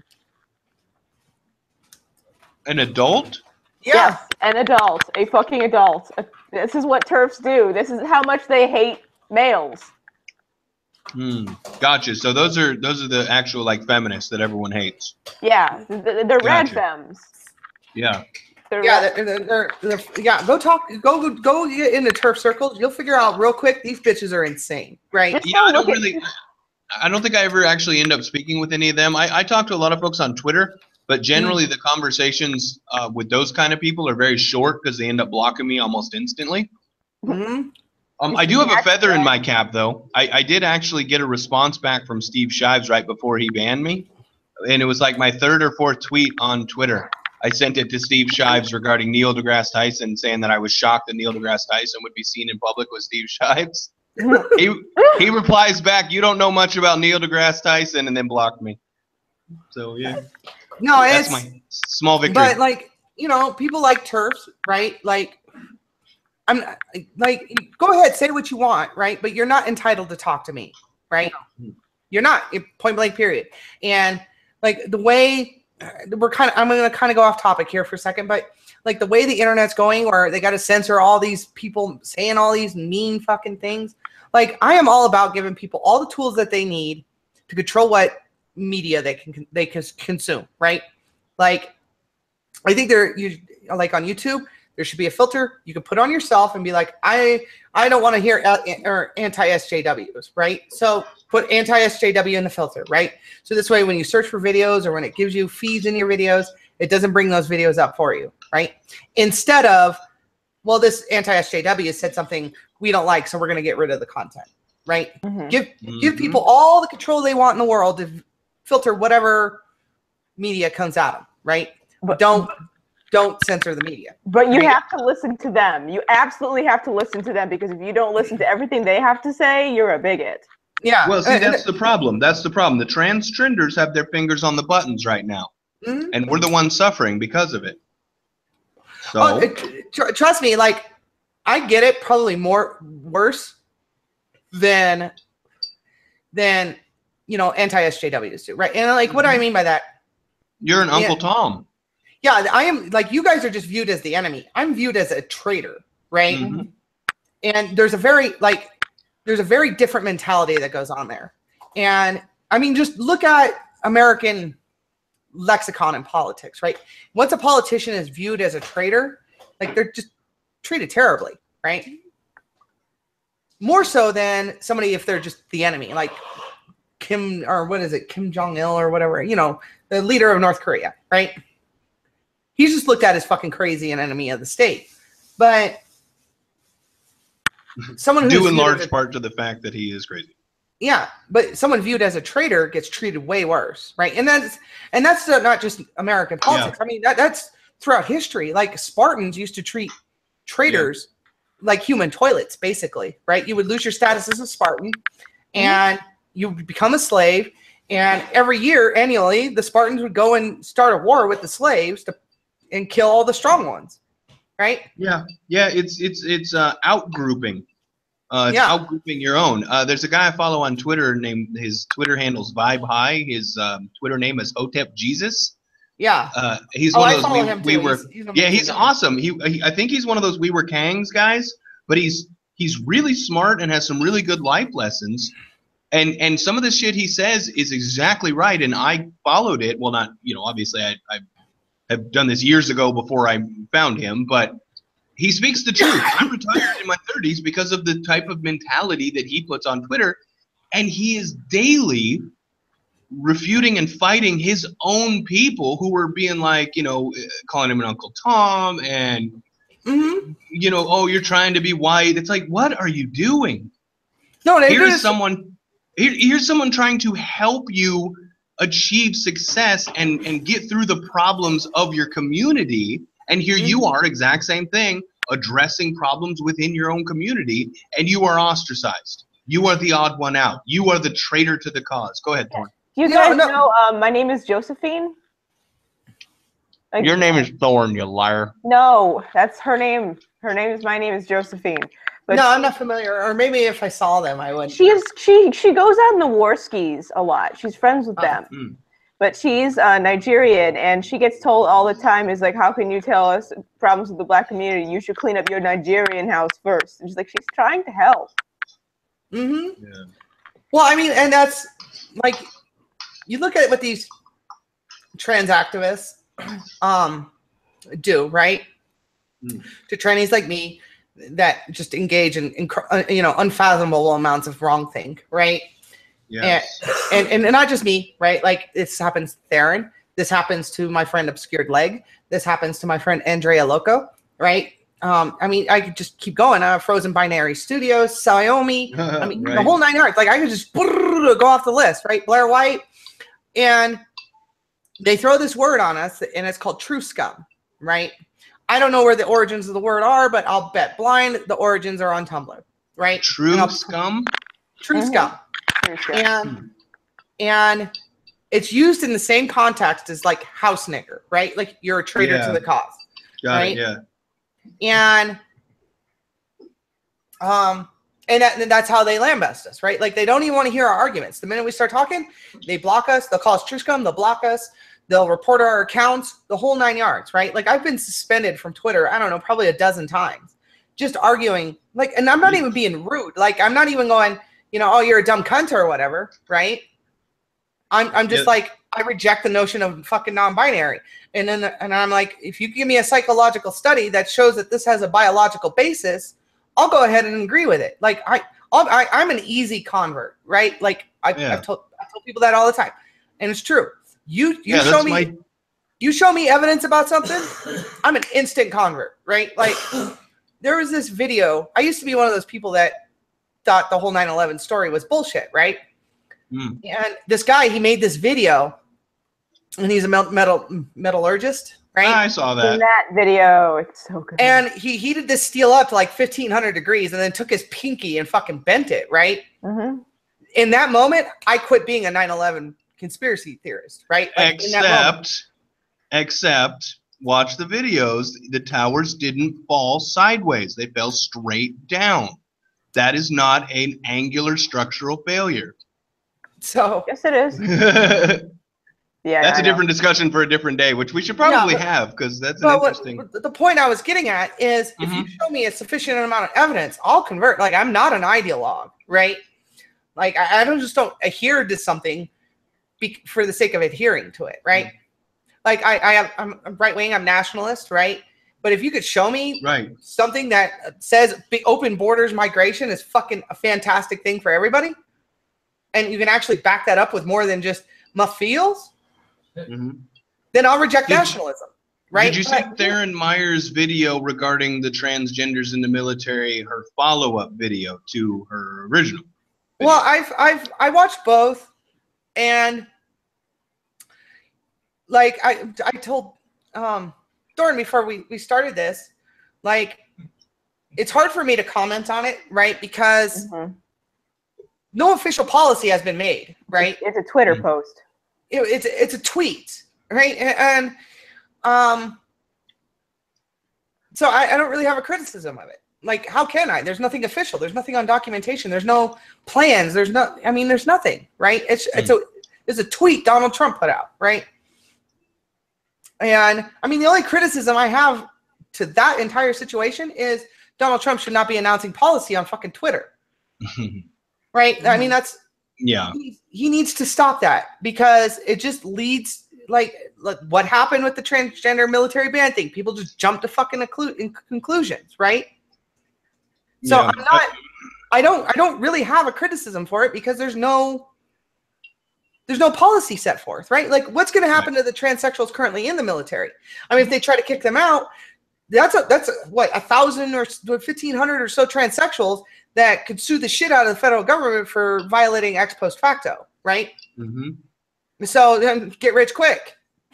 Oh, I'm going to sue you for, well, I was planning to do 20 years at $45,000 a year. You know, let's do the fucking math, right?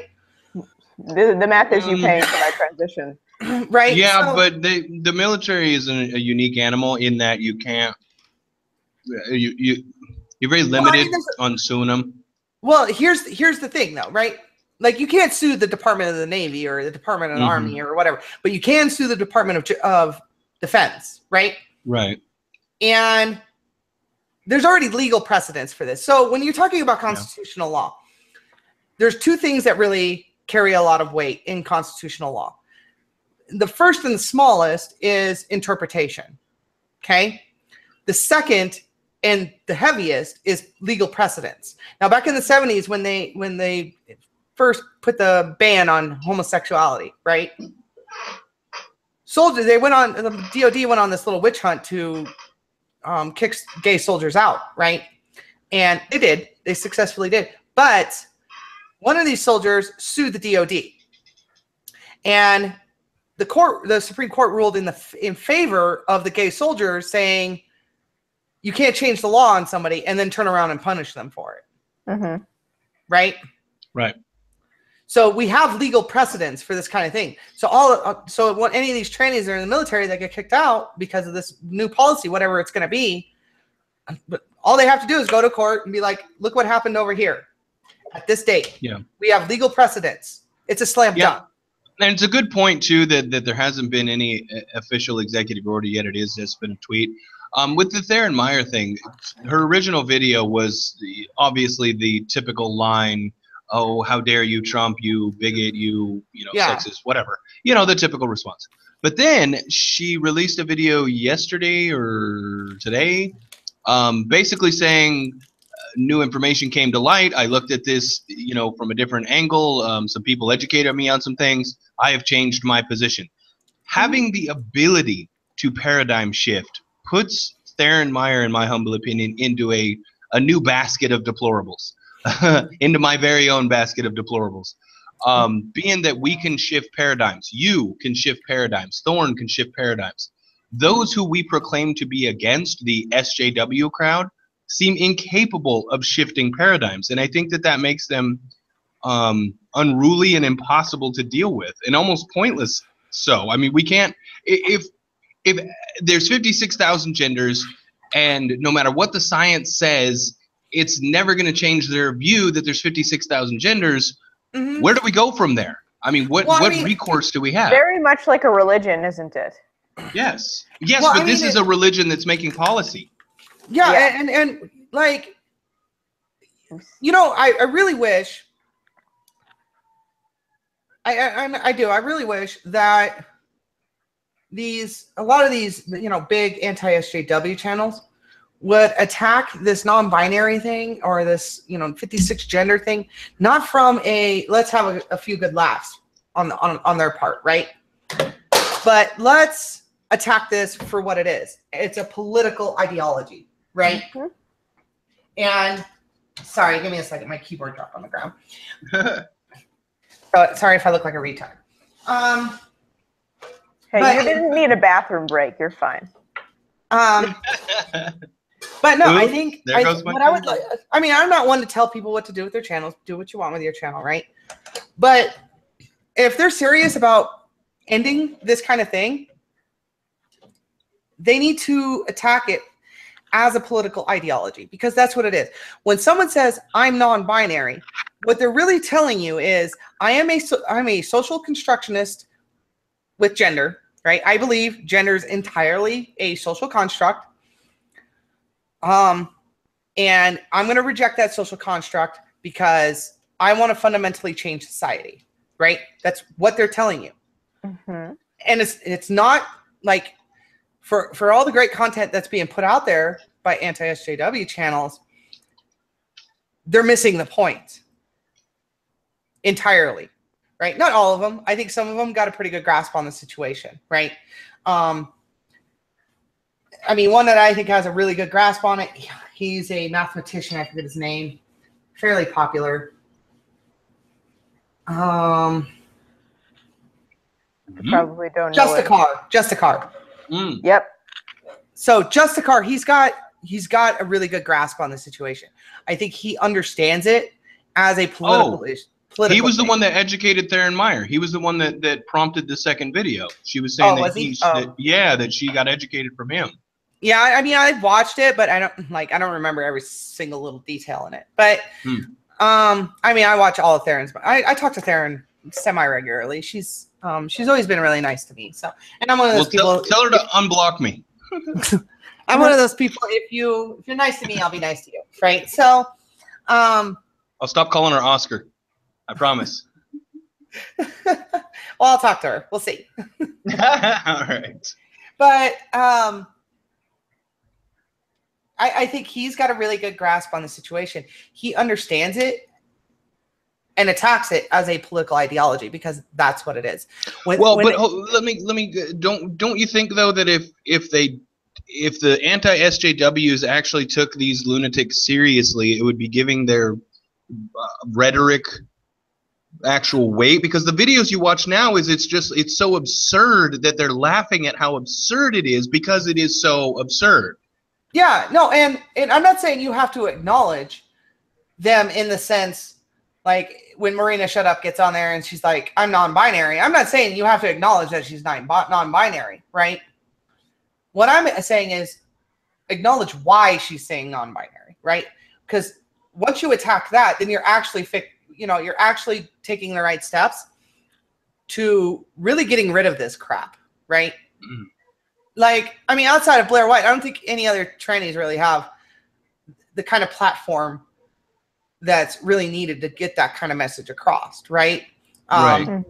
Like, stop with the, even though it's entertaining, stop with the kind of lowbrow antics, right? Like, don't call them names. Just be like, no, you're full of shit. This is why you're full of shit, right? Like, get straight for the jugular, right?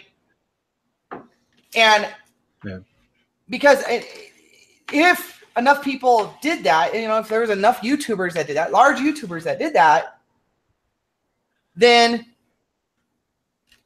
I mean, these people, every time they showed up, all you'd have to do is just link up a video. Because, yeah, you're not going to convince them, but what you're trying to do is convince the people that are watching, right? Yeah, we should definitely treat them like a religion. I want to wrap up real quick with a personal anecdote from when I was growing up. When I was in the early 90s, I was in junior high and late grade school, and I remember the grunge movement and the punk movement. I remember folks. I think we're about the same age. So yeah, it seems like it. Anyway, I remember when it was first kicking off in the PC movement. I remember all these things when they first were coming out. I was in like the jock crowd because I was a football player and I ran track. So my group of friends would obviously mock and try and go after the emo and the goth and the grunge kids because they were different or whatever. And my motto was always just leave them alone. they want to be different just like everyone else.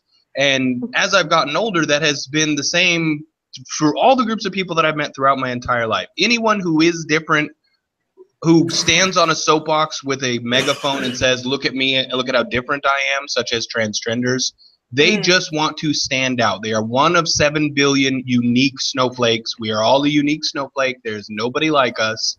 So because we're all unique, none of us is unique. And I think that they want to stand up and go, I'm not part of any group that you guys identify for yourselves. I am a unique snowflake in and of myself. When the hard truth is, no one is. Well, everybody's special. Nobody's special. Exactly. I mean, and they don't like that. They don't like that designation of not being the special one. I mean, I'm not gonna say all of them, but generally speaking, especially with their smaller YouTube channels, like these people that get on and are like, oh, I'm non-binary, right? Yeah, those are the ones I'm talking about. Not those actually suffering from GD. I feel horrible for them. Like those people, especially when they're smaller YouTube channels, they are usually like assigned female at birth people, right? Like the girls, right? And they're usually girls and they're usually teenagers, right? Like 15, 16, 17. And they're usually, what's the word I'm trying? Awkward, right? They don't fit in anywhere. Yeah, they don't fit in anywhere. And like when you listen to them tell whatever fucking bullshit story they got to tell for the day, like, well, not bullshit. Maybe that's what's happening in their day. I don't actually fucking know. But it's bullshit. They're a teenage girl. It's bullshit. When you listen to whatever it is they got to say, what their story is, right? It becomes abundantly clear that these girls aren't fitting in with whatever social groups that are around them, right? Like, and so they pick up on this non-binary thing from social media, right? And I think part of it is I could call myself non-binary, and then I get to be part of this conversation that's going on, this clique that's going on, right, on the internet. And then they get some sort of sense of belonging from it, right? And I think that's why some of them take it to the extent that they take it to, because they want to stay part of that clique. They don't want to be the outsider anymore, right? So, I mean, that's just my opinion on what drives a lot of this, because usually when I meet somebody that's non-binary, like a small YouTube channel, they're usually female, and they're usually, what do you call it? Very young, right? Like 15, 16, 14, somewhere in there, right? Right. They're first coming into their sexual identity in terms of, you know, they want a penis. So I think that's just my observation. Yeah, it seems logical. I can't argue with that. It's a very confusing time. I mean, I remember when my brother told me, when I first discovered at that age, you know, how to masturbate, you know, because it's that age, everybody does. And my brother's like, look, dude, if you ever masturbate 100 times, you will go blind. So the next day when I was at 99, I was scared to death that, okay, anyway, it's, I'm glad you got it, because, you know, it was the day after I had jerked off 99 times. Anyway, yeah, so Melissa, where can people find you in the internet world, since we're reaching the end of our 2-hour? Sure. So you can find me, Melissa Karlee, on Twitter or YouTube. I'll type it in real quick. Yeah, if you throw it in the chat, it'll. Can you do that? Actually, here, we'll just put it in the side chat, and I'll copy and paste it into the regular chat. And then my YouTube channel. Oh, never mind. Well, I mean, at the Twitter handle I can do. Yeah, I'm stupid. And then I'll put my YouTube channel here. Okay, that works. There we go. Okay. Yeah, Thorn, why don't you copy and paste that for me and throw it over into the chat? I'm too lazy. Thank you, Thorn. Sure. Well, I really appreciate you coming on tonight. I think this has been really interesting. This is the first 2-hour show we've done, just kind of give you an idea of how interesting no, that's the good. topic was. And I would like to have you back on a later date and continue this discussion, because I have a feeling the transgender/transtrender topic is not going away anytime soon. Oh, it won't. It's. Yeah. I have a feeling it's going to get worse before it gets better. So. Yeah, and if there's anything else. End up with something more solid with the transgender in the military. I'm sure there's going to be more about that down the road too. Yeah, definitely. And if there's anything else to your personality besides being transgender, maybe we'll find out. down the road, because we would talk to you about other topics besides just transgender if you wanted to. Oh, I'm pretty well versed in a lot of different topics. So cool. Well, we'll definitely have you back. Okay, perfect. Thanks for having me on. Well, thank you for coming. All right, Thorn, you want to do a spiel? Sure. Yeah. So this has been To Be Determined with Logical Lion, me, and Melissa Karlee. Next week we're going to have Conscious Caracal, and we're going to be talking about race relations in the U.S. and South Africa. I would love to get a second guest. Not sure if we are yet. You can find me on Twitter at Thorn. I've already screwed up the plug. Great. At Lady of Misrule. That's Lady with an I, of with a 0. And also on YouTube, because you're already on my page, so I don't even know why I mentioned it. Lion? Yeah, I'm same. Just look at same as what they say in Asia, by the way. So if you ever hear me say that, it's because I'm just very used to saying that. It means the same, or whatever. Same. Anyway, yeah, I live in Asia, that's why I know that. So, Logical Lion on Twitter, Logical Lion on YouTube. I think I'm like the only one on either one of those platforms that's active, so look me up, find me. For those who don't know, Conscious Caracal is actually a South African, so and he's a white South African, so he's kind of getting the minority beat down on the other end of the stick. And it'd be cool if we could get a POC for next week, a real black person, not the half or whatever the hell you are, Thorn. But all right, thanks for coming, everyone. We'll see you next week. Same bat time, same bat channel. And it might go long because that's race relations to me is a pretty serious deal, so we may have another long show next week. But anyway, get the hell out of here. All right, remember, kids, when everybody's special, nobody is.